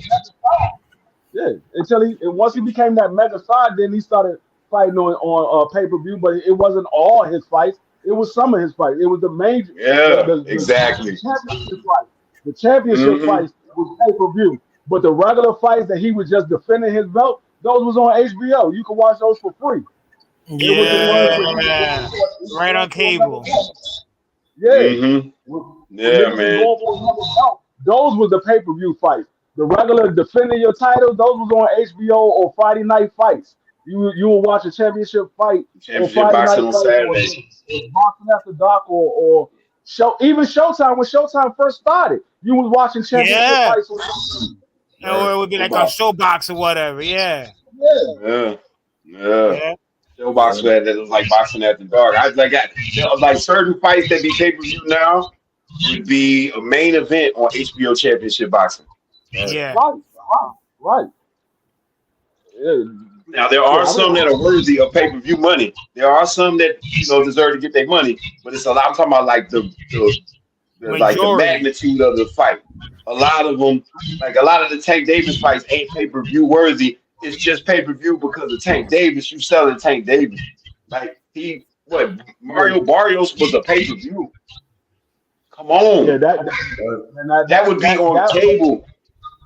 That was a regular Showtime fight. That didn't need to be pay-per-view. Mario Barrios didn't need to be pay-per-view. When he fought Rolly, that didn't need to be pay-per-view. Although Rolly did sell the fight, so they did do big numbers for it, but it didn't need to be pay-per-view. Like man, like it's just crazy to me. Like some of these fights, like I said, if you're a boxing aficionado and you want to support the cause, you're gonna spend like over $1,000 a year, like, and then and I feel like these guys need to come together and figure out a way to get a streaming service together, and we will pay $300 a year for these packages. They don't understand that. What I will say though is Showtime put out their schedule, and they only had, I think, 2 or 3 pay-per-view fights. Everything else was on regular Showtime. I think it was either 2 or 3 pay-per-view fights when they put their schedule out. For 2023? For 2023. It was Tank Davis versus Ryan Garcia. That was pay-per-view. The Caleb Plant. I remember. Yeah, Caleb Plant, David Benavidez, and Jamel and Tim Zoo. Okay. All right. Well, all right. That's 3 channels. That's what's up. But like I said, boxing aficionados ain't gonna just watch Showtime. They're gonna watch the DAZN pay-per-views. They're gonna watch the ESPN Plus pay-per-views. They're gonna watch the pay-per-views that you can't even get nothing on. Like we did a stream with Skywalker when for a fight over in the Philippines. Was it in the Philippines? Yeah, Casemiro, Cajo. Yeah. We watched that. That was a pay-per-view. Boxing aficionados buy all these types of pay-per-views. They're gonna spend like $1,000 a year watching all the fights that they really want to watch. And it's just crazy. They really be hitting us upside the head. Yeah, That's because a lot of those people are trying to keep up with Showtime. They're trying to keep up with Showtime because what PBC has done and what a lot of people haven't thought about, and I think they starting to think about it now. What PBC has done is they given these fighters smaller purses. Their purses are smaller. They make all their money on the back end. So if you're a champion and you got to pay those sanctioning fees, you only paying a sanctioning fee off of what your purse is. So if your purse is 1.5 million, you paying 30% of that 1.5. You're not paying 30% off of what you're getting on the back end. You only paying 30% off that 1.5. And so that's what PBC has done. So where they get away from paying these sanctioning fees, these big dollars, and they only paying them a small amount. That way the fighters keep more of their purse. And I think a lot of them starting to do that now because they realize, oh, hold up, these motherfuckers got something going over here because these guys are jumping over to PBC because PBC is only giving them a small purse.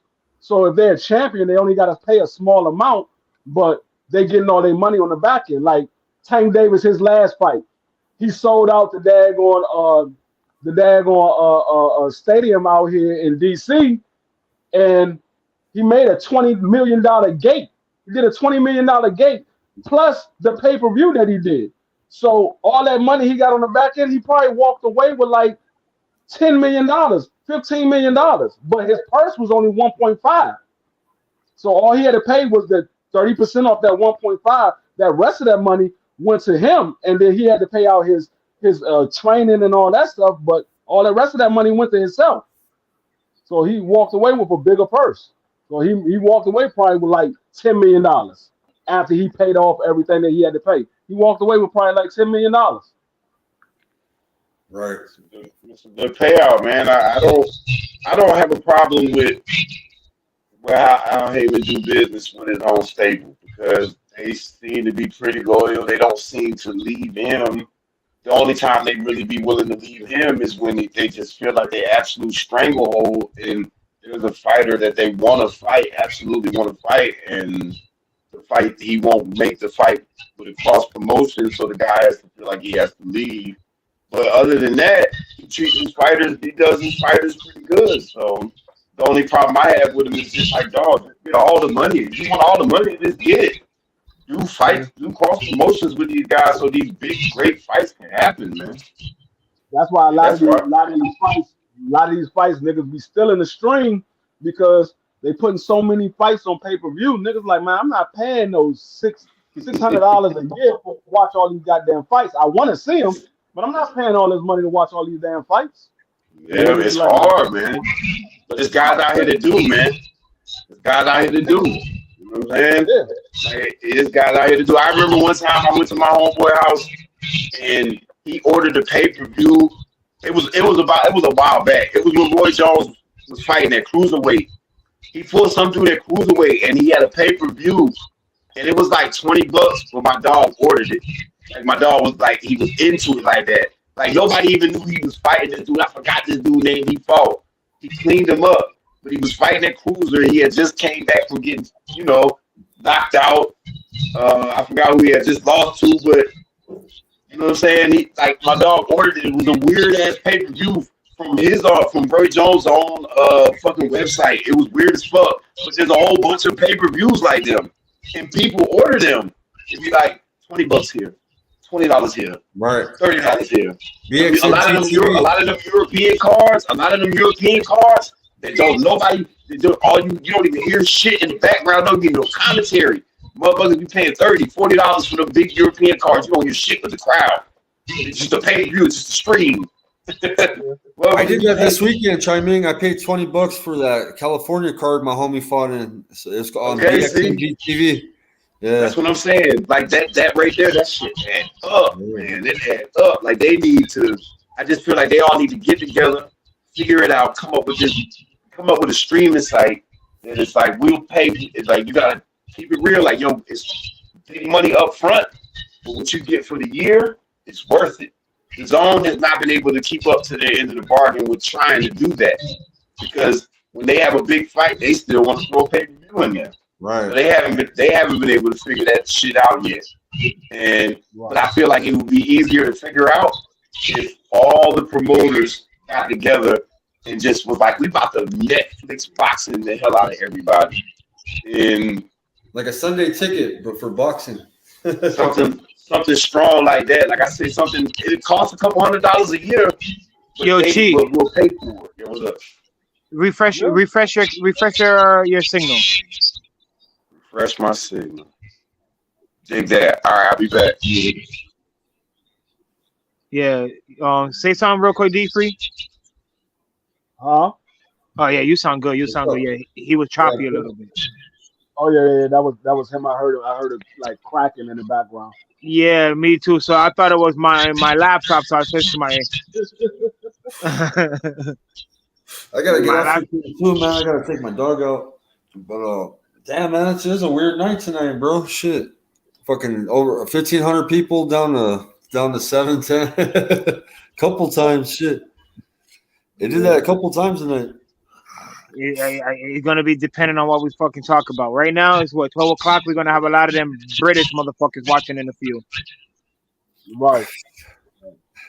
Yeah. Yo. Good. Yeah, you good. Yeah, that's the thing because I don't know how true it is, but from what I've been hearing is overseas over in the UK, they gotta pay for every fight they watch is pay-per-view for them. That's what I'm saying, dog. That's real crazy. You know how much money they pay more money for what we pay for. Sky Sports is Eddie heard of them over there with Sky Sports? They killing over there. They killing. Sky Sports get money. Yeah. They got a hold of all sports. They control like all the sports broadcasting over there. They fucking get money. But when it comes to that boxing shit, yeah. They gotta order everything. So like that, they need to come up with I just feel like that would be a good idea. I'm crazy, but I'm gonna tell you what's the next big pay-per-view fight that I'm gonna pay for. I'm gonna tell you the next big pay-per-view fight because I'm going to a fight party to watch the Tank Davis and Ryan Garcia. I ain't paying for that. I'm going to a fight party. But the next big fight that I'm paying for is going to be Earl Spence versus Jamel Charlo. That's going to be the next big fight that I pay for. Right. You got to see Spence and Ugas, right, D-Free? You got to watch that live with the family, huh? Spence and Ugas with Kui and all them. Oh, yeah. I watched that was dope. Yeah, that was a good fight, bro, to go to. Even though they cheated my man, but that was a good fight. They robbed Casamiro. They robbed the hell out of that man. That was a badass fight. That was. That was on the undercard, wasn't it? Yeah. You went down to Dallas. That was on the undercard, Spence. Jamel said he's not moving out of that division. He's going to stay at 154. Well, shit, why not? I like that fight, though. I like that fight. I pay for that. Spence, I like Jamel Charlo, but I'm going to have to roll with Earl Spence. I like Spence. I like Spence, but I like that fight a lot. I like Spence, but I like that fight. That's a good ass fight right there. I like that. I don't think Jamel could beat Earl. I don't think Jamel is. I don't think he's more disciplined than Earl. He's disciplined, but I don't think he's more disciplined than Earl. Earl, that man sticks to the game. Whatever Derrick James tell him, that nigga Earl Spence go out there and do. So look, let's put it this way. Let's agree to disagree. Right now, we need the big fights, man. Big motherfucking fights. Let's get the fucking fights popping. The only thing about Jamel, man, if he's gonna rematch you, he's gonna crack your code. He always comes back. You know what I mean, like with Castano and Harris. You know what I'm saying? Like he's a comeback. You know, like if he's gonna take some, you know, take a whooping, the next time he's gonna whoop your ass, he's gonna crack your code. You know, he's smart. You know what I mean? Jamel's smart. Yeah, Figure it out, but I don't know, man. Do Errol Spence really give you time to adjust to it? That's what I noticed in his fight. He don't give you no time to really adjust to what he's doing. He just beats your ass. Yeah. Someone on Twitch on what, how you say, Twitch? Yeah. So yeah, I got like some people watching on Twitch. They're saying Tyson Fury is a duck. He's Tyson Fury is a duck. He's a duck. It's official. He's a duck. He's a duck. We can call it that because that's what it is. I mean, we already know. I already had that feeling that Tyson Fury was going to pull out the fight. I already had a feeling he was going to do that. When that man came out, the first time they started talking about negotiating for that fight, and he said, "I'll fight Usyk for $500 million." I was like, "Nigga, where? Where the hell are you fighting him for $500 million at?" Right. Somebody giving you $500 million? This dude, man. That's what I'm saying. But then when he said 70-30, he really thought. How the fuck you back at 1K, bro? You're connecting your Twitch to I told you that's what it does. I told you that's what it does. What, man? What are you doing? Connecting your Twitch to this shit? You got 1K. Yeah. I just connected my StreamYard to Twitch. Oh, okay. Shout out to everybody watching. Like, shout out to everybody on Twitch. Where you from on Twitch? Can you pull up your Twitch screen or not?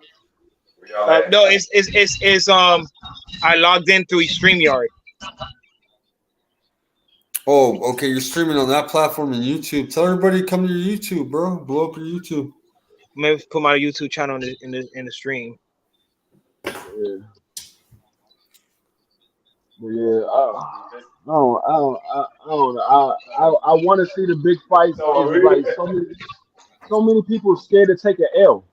There's so many people scared to take an L. They think if they get an L, they're not gonna be able to fight no more if you take an L. That shit crazy, man. And most of the best champions shit, of all time got L's, man. You got a daggone legend that just retired with what? 8 losses, 7 losses. Yeah, right. He was still fighting. He was still getting big paychecks to fight. And now he's talking about fighting Conor Ben. Yeah, man, I don't man. It shouldn't. I don't. Now that fight, I will not pay to see. I will not pay to see Manny Pacquiao, 45 years old, fighting against Conor Ben. Thank you. I absolutely agree. No, we don't. I hope you understand. If we love you, Manny, but fight on cable. Fight on ESPN Plus for this performance. Do that for us. No. Do us this solid. Hook back up with Bob Arum or hook up with Al. Hook back up with Al. One thing I don't do, I don't pay for garbage fights. I don't pay for garbage fights and fights that I do not want to see. Like that Bud Crawford fight versus David Ebenezer. I didn't pay for that fight. I still, to this day, I haven't seen no parts of that fight. I haven't seen the highlights. Me too. I haven't really seen shit on this shit. We protested that fight. So I'm not giving that fight no views. I'm not giving them no views on YouTube or none of that. I'm not giving it no views. You won't get no views for me. I take everybody's word for whatever they said happened in the fight. That's what happened. I take your word for it because I'm not going back to watch it. No, ain't no watching that fight. No support that fight. Ain't no support that They were like, fight. oh, his glove busted open from the thumb over. Oh, for real? Damn, that was fucked up. Both of them. Damn. Okay. You seen it? Nah, I ain't see it. You ain't see it? Nope. Go, it's on YouTube. I'm not. I take your word for it. I'm not going to see that shit. Why? I don't want to see the fight.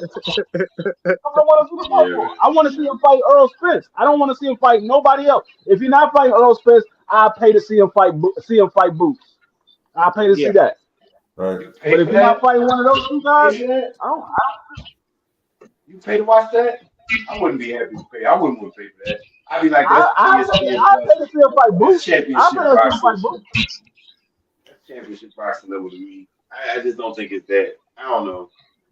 I wouldn't I pay. think I actually think Boots will beat him. I think Boots will beat him. Oh, snap.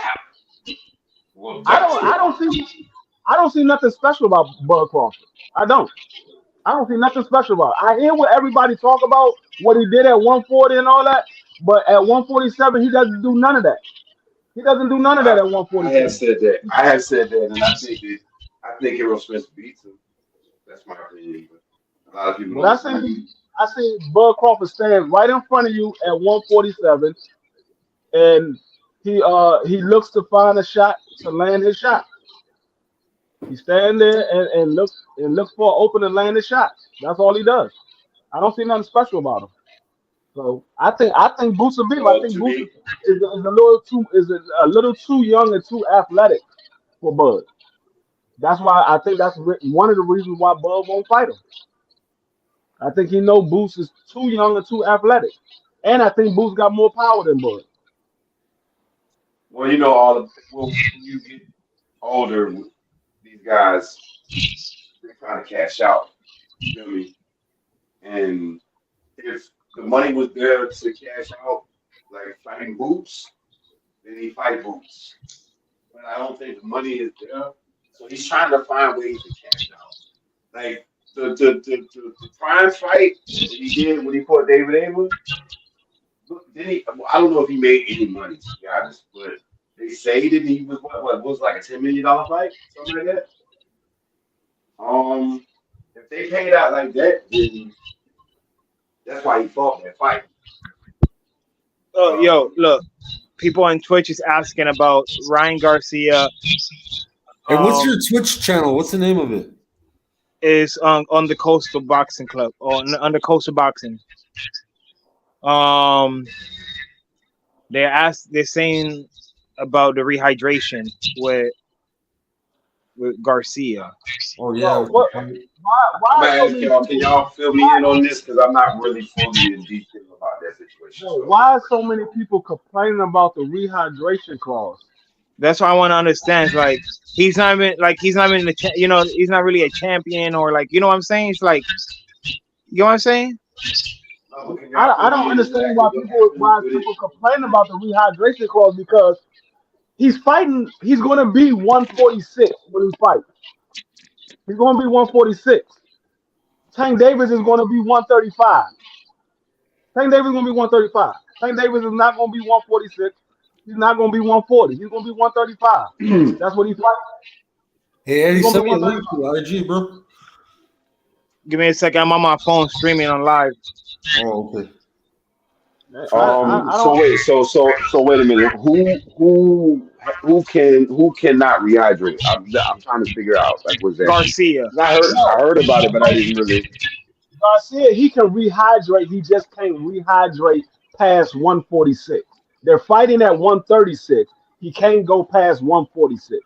Basically, what Tank Davis did was he did what the IBF do. The IBF has a rehydration clause in your contract. When you're fighting for the IBF belt, there's a rehydration clause. You can't go above 10 pounds of the weight. Whatever the weight that you're fighting at, you can't go more than 10 pounds of that weight. So he's not doing something that's never been done before. There's people that get rehydration clause all the time. You just don't hear about it because people don't cry about it. Ryan Garcia cried about it because he wanted sympathy and he wanted an excuse. So if he get knocked out, they be like, "Oh, he only got knocked out because Tank had a rehydration clause." That's the reason why he put it out there. So if he get knocked out, he be like, "Oh, that's the reason why I got knocked out because it was a rehydration clause." But if you was fighting for the IBF belt, there was to be a rehydration clause anyway. But what they're saying is he still have to be that he has to hold that weight the day of the weigh-in and fight night. Yeah, they're going to get weighed in fight night. He has to be no more than 146 on fight night. It will be the same thing if you were fighting for the IBF title. If you was fighting the undisputed champion, the IBF title is in that undisputed championship. You cannot be more than 10 pounds above the weight class. You can't be more than 10 pounds. So people fight with a rehydration clause all the time. It happens all the time. It's just people don't complain about it because it's not really nothing to complain about. You still want to be 10 pounds above the weight. You want to know what else is different? You want to be 165? I feel like that's what's so important about, I think, with this fight in particular, right? Because you got to look at the size and stature of both men. You know what I'm saying? This plays a big part in why this happens. Weight classes matter, okay? And it's Ryan Garcia really legitimately got the body. He could probably go all the way up to 154. He's got the build and the height to hold 154 and fight. You know what I'm saying? Tank Davis, like he's really stretching. This is stretching for him to get up to fight at these, at these weight classes, up 130, 135 and up. He's stretching to get to that. You get what I'm saying? Like Ryan Garcia is going to drink a glass of water after the weigh-in. If he did it the regular way, if it wasn't no rehydration, he's going to be a junior middleweight. And Tank Davis is going to be a blown-up lightweight. Weight classes matter. I have no problem with it. When Tank Davis just fought Rolly, Rolly's trainer said Rolly was 165 pounds when he fought Tank Davis. He looked like it. That's what I'm saying. So you got a guy in there that's 135 pounds, and then you got somebody in there that's 165 pounds. Come on, how much more? And then the main reason why I don't care about the rehydration clause that Tank Davis put in there is because when Ryan Garcia and Tank Davis were scheduled to fight the first time, Tank Davis gave Ryan Garcia the A side. He said, "You can be the A side. I just want to beat your ass." So you was the one that pulled out. Tank Davis didn't pull out. You pulled out and said you was going to go fight Manny Pacquiao. So now that Tank Davis has the A side, why are you crying? He gave you the A side status. You should have took the fight when you had the opportunity to the first time. You can't cry about it now. And you agreed to it. You can't cry about it. That's what I'm saying. You can't cry about it at all. Like, agree to it. Right, you agree to it. You agree to it. I'm quite sure Oscar said, "Hey, there's a rehydration clause in here. You can't go above 146." And he said, "Okay," and signed the contract. So you knew it was a rehydration clause. Right. You knew it wasn't like they snuck it in there. You knew about it. Y'all had the contract for like a week. You told him that we need it by Monday or we're going to move forward. He gave it to you that next day. And you had it for like a week or two, and then you signed it. So you know about it. You read the whole contract. Your lawyer read it. Your grandmother read it. Your father read it. Everybody read it. And then you signed it. Thanks. So, fight. And do what you're supposed to do. Stop trying to be a weight bully.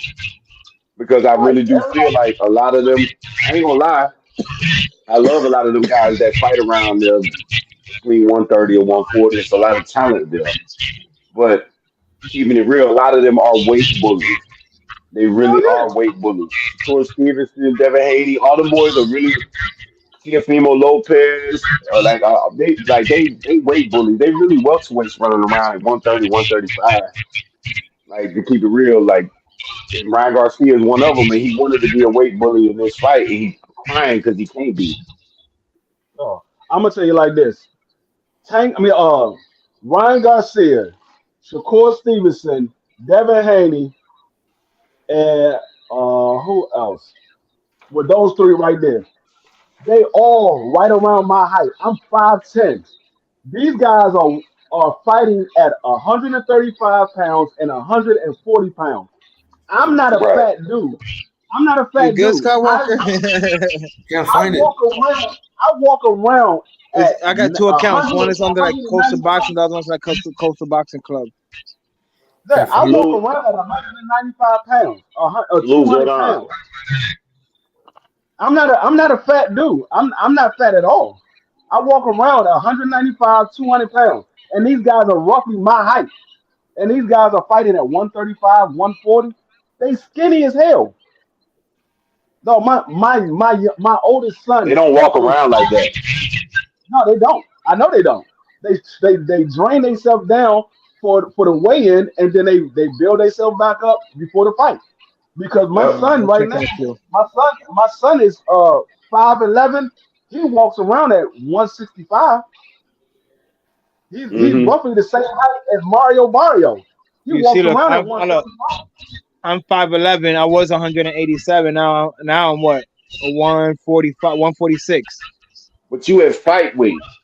You around fight weight though. But if you chill and post up for a couple weeks, you're gonna be walking around like you supposed to with your eye hole. But the Right. thing is, you could still I could still be at fight weight. It's just I would be at fight weight at a light heavyweight or cruiserweight. I wouldn't Dig be it, dig it. at But them yeah, them boys go down, down, down, down. that's what I'm saying. They drain themselves down. They drain themselves down to 135 pounds. Now, I couldn't imagine being 130. The last time I was 135 pounds, I was in the eighth grade. Fair. I was in the eighth grade the last time I was 137 pounds, and I was like 5'6". Shit. I couldn't imagine being 135 pounds at 5'10". I'd be smaller than Snoop Dogg. I mean, yeah, like you look, man. What's my man? What Fondura? What he like 6'7"? About a That buck nigga 54. 6'6", a buck 54. That man 6'6". He's an inch shorter than Deontay Wilder, and he's at 154. Come on, man. Exactly. No, Come on, that man, man. that man is the same height as Michael Jordan and Kobe Bryant, and he walks around at 154. Get the fuck out of here. Yeah, he was like, I mean, but the one, yeah, the boys you was talking about, they definitely weight bullies. Like they talented, but they weight bullies. That's for sure. And I'm gonna tell you, being a weight bully hurts Teofimo Lopez Hell No, yeah. they because do. They do. he really can't do that. He really can't make that weight, and he's still trying. He really should be at 147 right now. Like, no bullshit. But Yeah. he keep Actually, trying to he play really, around at 140, 135. actually, if you look at Teofimo Lopez in person, he really supposed to be at 154. He really supposed to be at 154. Let's talk about it. He really supposed to be at 154 because that man walk around at like 170. He walks around like 170. Yeah, that's what I'm He saying. walks, Like he can't do it. It's hurting the game. You know what I'm saying? yeah. Like all the other guys are doing their thing. Even Shakur Stevenson, they got to the point where he missed weight against Conceição. He's just like, you know what? Fuck it, I can't do this no more. Like, he didn't even try. Like I just can't do it no more. You Yeah. know what I'm saying? Like so, like I agree with the rehydration, especially in this situation. Like like when Manny Pacquiao was fighting at all them catch weights and people was hating on it, I wasn't really mad about it because I'm like, dog, this is a really small dude. Legit, he's not really a big guy. Most of the guys he fought were naturals at their weight class. No, do they realize Manny Pacquiao is the same exact size as Tank Davis? That's what I'm He's saying. It's five, not. he's 5'5" with a 67-inch arm reach, the exact same size as Tank Davis, the exact same size as Monster Inoue. That's what Manny Pacquiao. All three of them are exactly the same height and same arm reach. 5'5" with a 67-inch arm reach. All three of them. How big do you expect him to really get on fight night? I don't think Tank Davis is going to be. He's going to be probably like around 135, 138 between that. Tank Davis Yeah, going to he be like ain't gonna. 135. Ryan Garcia's gonna go Tank, up at least 8 pounds. Ryan Garcia is going to be 146. He's Yeah, going to rehydrate all the way back to 146. He's going to try to get high as as he can close get it. to 150 as he can possibly get, but he knows he can't go over 146. He's going to be at 146. I think he's going to Crazy. weigh in 145.8 pounds. Something like that. Crazy. Something like that. He's Just going so to be he can right have, cause before. he just so I can be the. Just I need that weight bully. He's like, I need to be the weight bully. I need it. I need it. That's why I ain't got no problem with it. It ain't gonna work for him because it ain't work for nobody else that Tank Davis fought because all those guys was bigger than him except for Pitbull Cruz. Every person he fought except for Pitbull was bigger than him. Tank has never fought nobody smaller than him except for Pitbull. But it's he's small. He's small. Period. So it don't really. He ain't gonna really fight nobody inside. You know what I'm saying? He fought Mario Barrio. Mario Barrio was like 6 foot. That was at He ain't got no 140. business at 140. Mario Barrio probably came into the ring like 150, 160. Mario Barrio looked big as hell when he came in that damn ring. Yeah. Yeah, like I'm all for it. If anybody got a problem with it, man, let's talk about it. But I don't see a problem with it, y'all. Like I remember one time, I think Pacquiao when he fought Margarito at 154. He went in. I think he weighed at like 148 on the scale that fight, and on fight night he was 144 pounds. He went Yeah, and down. that's another thing too. That's another thing. Because we was talking about fights back in the day. Where if you go to the fights back in the day, they was weighing you on fight night. They wasn't weighing you the day before the fight. They was weighing you on fight night. You were getting on the scale on fight night. You would get on the scale that morning, and then later on that night, you was fighting. So Right, yeah.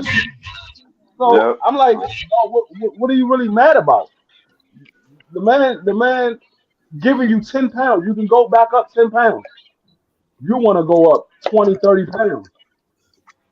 Yeah, man. You want to be on Twitch, we don't have a problem with the rehydration clause. We think it's a fair deal.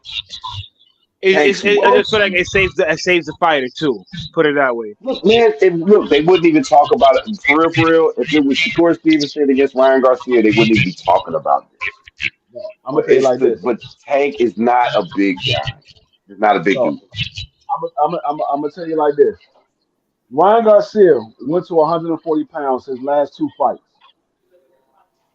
Neither one of those guys was 140-pound fighters. They was all 135 fighters. He has not fought nobody at 140 pounds yet. And he's been there for his last 2 fights. Right. They both the guys he fought been blown up. Yeah. Neither one of those guys was 140-pound fighters. So one of them was 130. If Ryan Garcia want to fight at 140 pounds and you don't want to complain about it, fight a 140-pound fighter. You got Teofimo Lopez out there. You got Dago Regis Prograis. You got Josh Taylor. You got Gary Antoine. You got Dago Matisse. You got a rack of guys out there that you can fight at 140. Go fight one of those guys if you don't want to complain about the weight. Man, if they put a weight clause in there, you can't go above 150. And that's another. He's still giving you 6 pounds above the 140 weight class. Facts, and he ain't gonna get nowhere near that. He ain't gonna get nowhere near that. And they complain about it. Oh, he's weight draining them. The man fight at 140. He's telling him he can go to 146. So he's 6 pounds above the weight class. If he was fighting for a title, he wouldn't be at 146. He'll be at 140. Yeah, you're still gonna be 10 pounds heavier than him on fight night, bro. Yeah, he'll be 10 pounds unless he was fighting for the IBF. The most he can be is 150. The most he can be is 150. Okay. So that's still 4 pounds less than what the IBF would have gave him if he was fighting at 140. It's 4 pounds less. Right. You fighting at 136. And the only reason why you fighting at 136 is because Tank Davis said, okay, you don't want to come down to 135. I'll fight you at 136. We'll make it a catch weight. I'll fight you at 136. The Tank Davis wanted to fight at 135. He's the A-side. He said, I'll fight you, but it's going to be at 135. He's like, I can't make 135. So Tank said, okay, we can fight at 136. I'll give you a pound. You want this fight? You keep calling me out, I'll give you a pound. You fight at 136. And I'm going to put a weight rehydration clause. You can't go past 146. Yeah, I like it. I don't, like I said, when it comes to guys like Tank Davis, like you got to do it. Like weight classes are it's there for a reason, man. And like I said, if you don't let it happen, you'll have a junior middleweight, hybrid middleweight in there fighting a blown up lightweight, Right. and it's just not it. We fighting at 147, but I'm coming in the daggone ring at 175. That's just not it. I remember when Canelo, the way he rehydrated against Floyd, it was ridiculous, man. It was ridiculous. He was like 175 pounds when he fought Floyd Mayweather. And they let that go. People put rehydration clause in the contract all the time. We don't hear about it because people don't cry about it. Unless somebody want to cry about it. That's the only time you hear about rehydration clause is somebody crying about it. Dig it. That's the only time you hear about a rehydration clause. Somebody came and said, oh, this man put a rehydration clause in the contract. Other than that, you don't never hear about a rehydration clause. Yeah, I got no problems with him. Most of the time it's for good reason. Yeah, and I can tell you for a fact the rehydration clause has been put in a lot of contracts. I know that for a fact. It's been put in a lot of contracts. A lot of it. Especially when you got these weight bullies. People be on these weight bullies. I know they be having rehydration clauses in some of their fights. Hell yeah. It's like you see them coming, you already know what time it is. Hell yeah. Like I said, rehydration clause, that shit ain't just now come around when Tank Davis made the fight. That shit always been around. Like I said, the IBF has that in their rules. You fighting for the title, there's a rehydration clause. You cannot go above 10 pounds of the weight class. And they did that for the simple fact is you fighting at this weight class. We don't want you to be 2 or 3 weight classes above the weight class you're supposed to be fighting at. Mm-hmm. I got no problems with it. I ain't got no problem with it. Now we got the fight though. So like let's get it. Like the only people that got a problem with it is the Ryan Garcia fans or the Tank Davis haters. Those are the ones that got a problem with it. If you either you're a Ryan Garcia fan or you're a Tank Davis hater, that's why you got a problem with it. Man, it's hard. I rock with both of them. They both dope to me. When it comes to boxing, they both can box. You know what I'm saying? So I ain't got a problem with either side, but I do like a fair fight. And I feel like it's a fair fight like that. You a weight bully, bro. You're trying to make sure you don't cheat him. See, the thing is, I wanted to give Ryan Garcia all the praise for taking this Tank Davis fight until he started crying about the weight clause. Once he started crying about the weight clause, all the praise that I was going to give him went away. I still give him credit for taking the fight, but all the praise that I was going to give him went away because now you making an excuse before you even need to make an excuse. Who's to say you're going to go in there and lose? You might go in there and catch him. And then you cried about the weight clause, and it didn't even matter. Mm-hmm. What if you go in there? You go in there, you catch him with a good shot, and it knocks him out, or you hit him to the body and he can't get up. All that crying you did about the daggone weight clause was for nothing. Yeah, and I know Tank ain't gonna say nothing about it if he loses to you. No, you make weight and do what you're supposed to do, he ain't gonna say nothing about the weight. Right. That's what I'm saying. Tank wasn't gonna say nothing about it, period. If he lose or if he win, he wasn't gonna say nothing about it. Yeah, Okay, Ryan facts. Garcia. Okay, move on. Ryan Garcia, you won. Okay, if there's a rematch clause, we go for the rematch. I don't know if it's a rematch clause or not, but if it is one, Hey Eddie, be free. Tank, Cut me on out, Tank, man.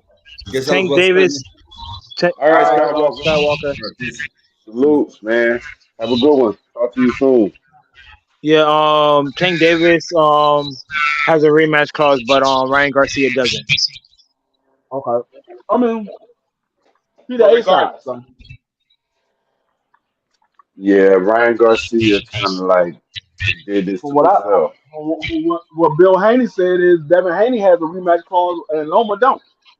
So That would make sense. I mean, because Haney's the champ, so like he should get a chance to get this belt back. yeah, That and makes I just sense. thought about yeah, it makes sense because Loma is the mandatory. Mandatory don't get a rematch. Yeah, I mean, if he fight good enough and he lose, then you get I mean, yourself a rematch. you can talk your way into a rematch if the fight was close and he won by a round or something like that. You could talk your way into a rematch, but you don't Yeah, necessarily get a rematch because you're a mandatory. There's no rematch for the mandatory. facts. Yeah, it's all or nothing for you. I don't know, man. I don't like that fight. Kind of weird to me too, man. That's really happening. I didn't. I don't. I like that's or is that in talks? Well, no, that's going down. Devin Haney already started training for it. Bill Haney said their Ramadan just started 12 o'clock midnight. Well, they're on the West Coast, so it's about to start in a couple of hours for them. Ramadan starts Hmm. at 12 o'clock midnight for them. And he said, no, it's May 20th. It's going down May 20th. You about to start seeing Wow. the promos for it.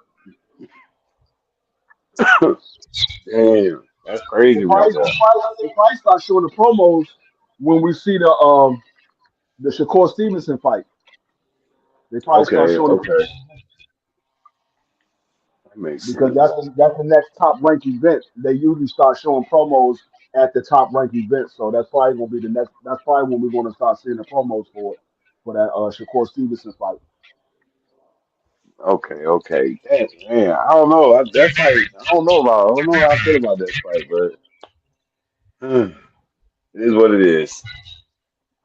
It's still a decent fight. I think Haney gonna beat him though. put in that I mean, work. that's a fight that Devin Haney always wanted. He always wanted the Lomachenko fight. Ever since he was supposed to be Lomachenko's mandatory, he been wanting that fight. So I mean, and that's also it's a big fight at 135 because Lomachenko is still one of the top fighters at 135.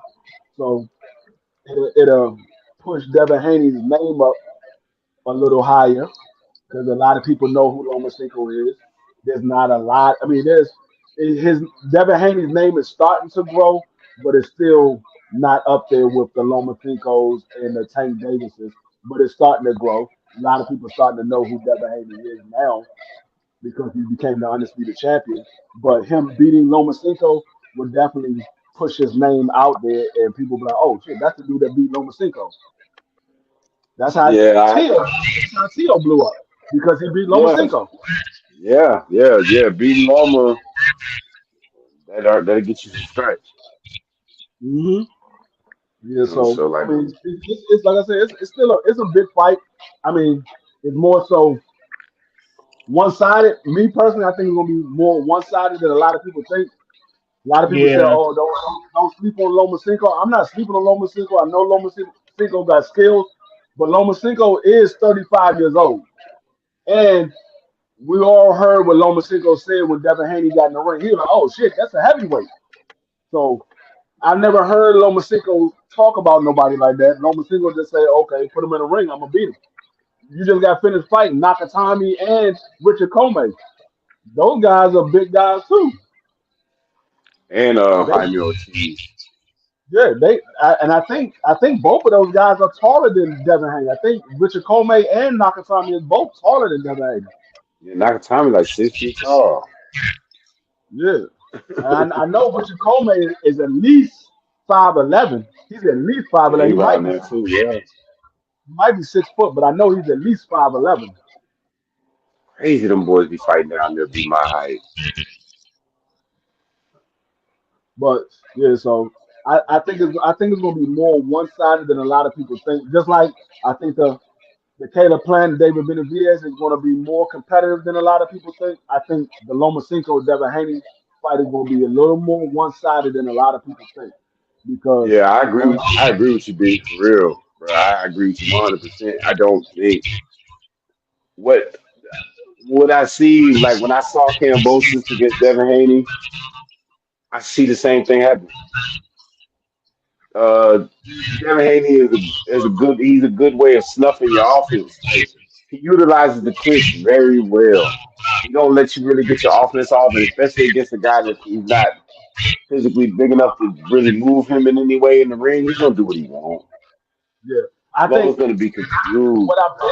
what I'm thinking is, and don't be surprised if it happens. I think it's gonna be more like the Camboso Devin Haney one. I think it's gonna be more like that. Devin Haney will pretty much beat One Loma with a jab the whole night.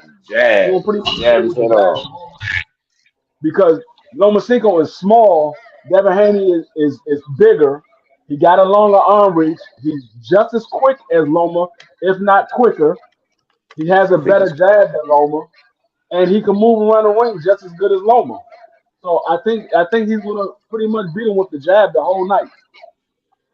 yeah. I think I don't look that Ortiz fight showed me some things. Like I'm like he really is not big in that, that he really won. He's a 126-pound fighter fighting around at 135, and he really that is a 126 fighter.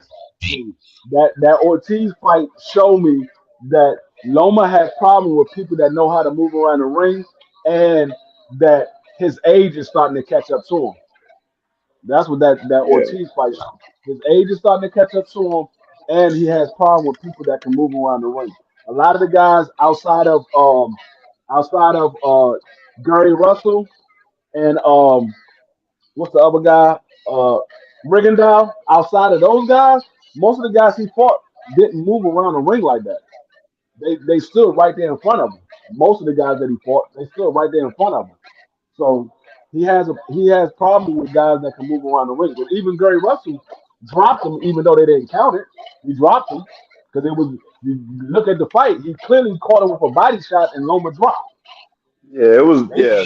Yeah, it was quick. It was like a little flash.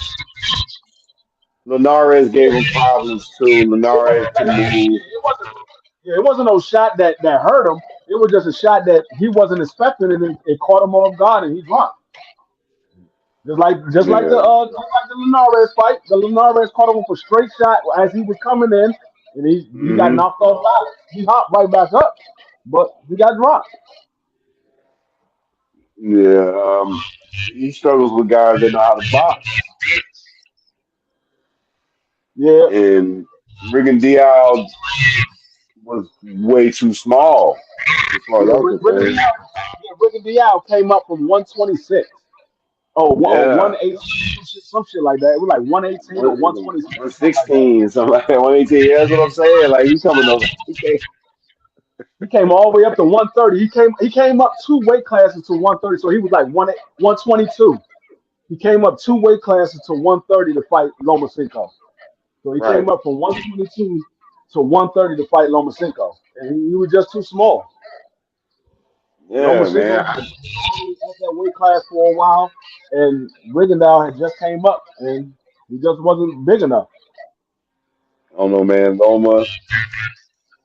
Loma, I don't know, man. The size differential might just be too much. Like I see, like you said, I agree with you. Cambosa, Haney won all over again. And Haney Yeah, can really do that to a lot of people. Like to keep it yeah. real, if you want to just win fights, he can just do that to a lot of guys. The only people I see at 135 beating Haney is Shakur or Tank. Yep, That's it. yep, yep. That's it. Big facts. That's I it. don't see. I mean, Frank might be able to, but Frank ain't ready just yet. He ain't ready just No, yet. I do like his talent though. Yeah, he's gonna give him a run for his money, but I think Devin will outpoint Frank Martin right now. I think he will outpoint him. He will outpoint. It'll be a good fight, but I think he'll outpoint Frank Martin and beat him on the scorecard because of Devin Haney's jab, and he's Yeah, the actually jab, man. he's bigger than Frank Martin for one, and Hmm I think he'll just use his size to keep Frank Martin on the outside.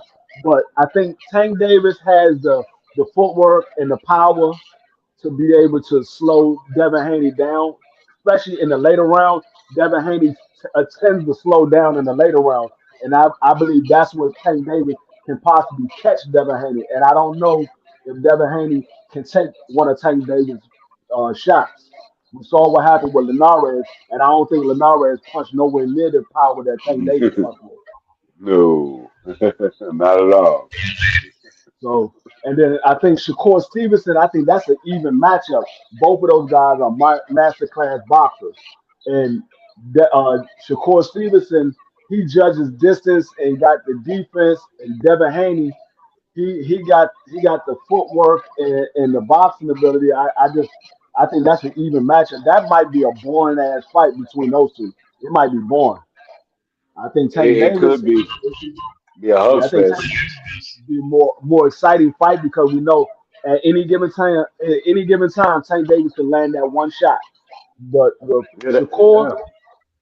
neither one of them have the power like that. They got enough power to keep you off of them, but they I don't think have that next. Shakur punched harder than Devin Haney. He might. I mean, it's not by much, but he might punch harder than Devin, but it's not by much. But neither one of them has that knockout punch. So I think it's going to be a boring fight. It's going to be who's more disciplined than the next one? Who's going to be able to stay on their game plan and impose their will on the next one? Dig So it. yeah, I think it's gonna be a boring fight between Shakur and Devin. I mean, I still want to see it. I just think it's gonna be a boring fight though. Be a hug fest. Yeah, I agree. But Seriously, yo, sure, I'm it gonna could I'm be a gonna I'm hug gonna end fest. up cutting this shit short because we've been on here for nearly almost 3 hours. Well, That's a that's how bet. you like it, ain't it? That's how you like it, ain't it? We've been cooking. We need to do it. We need to do another one tomorrow, definitely. That's a bet. You know what time it is. All right. So D, you salutes, already man. know Appreciate you coming on the CBC. stream, man. Thank you for coming on the street. Everybody. You already know this is Coastal Boxing Club CBC. It's your boy Eddie Unsteady. Your boy Chi Ming. Any last thoughts, Man, Chi? yeah, man. I want to thank everybody for watching. We appreciate y'all. Thanks to all the people that came on.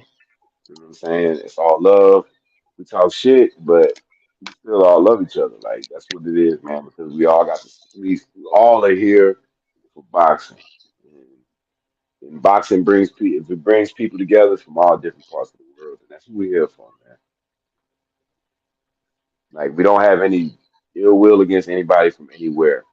You know what I'm saying? But if you got a fighter from where you from that's on the bullshit, we're gonna call them out. That's how we do it. I don't know. Anything can happen. Like guys, always I say this, you share that video and put whatever you want.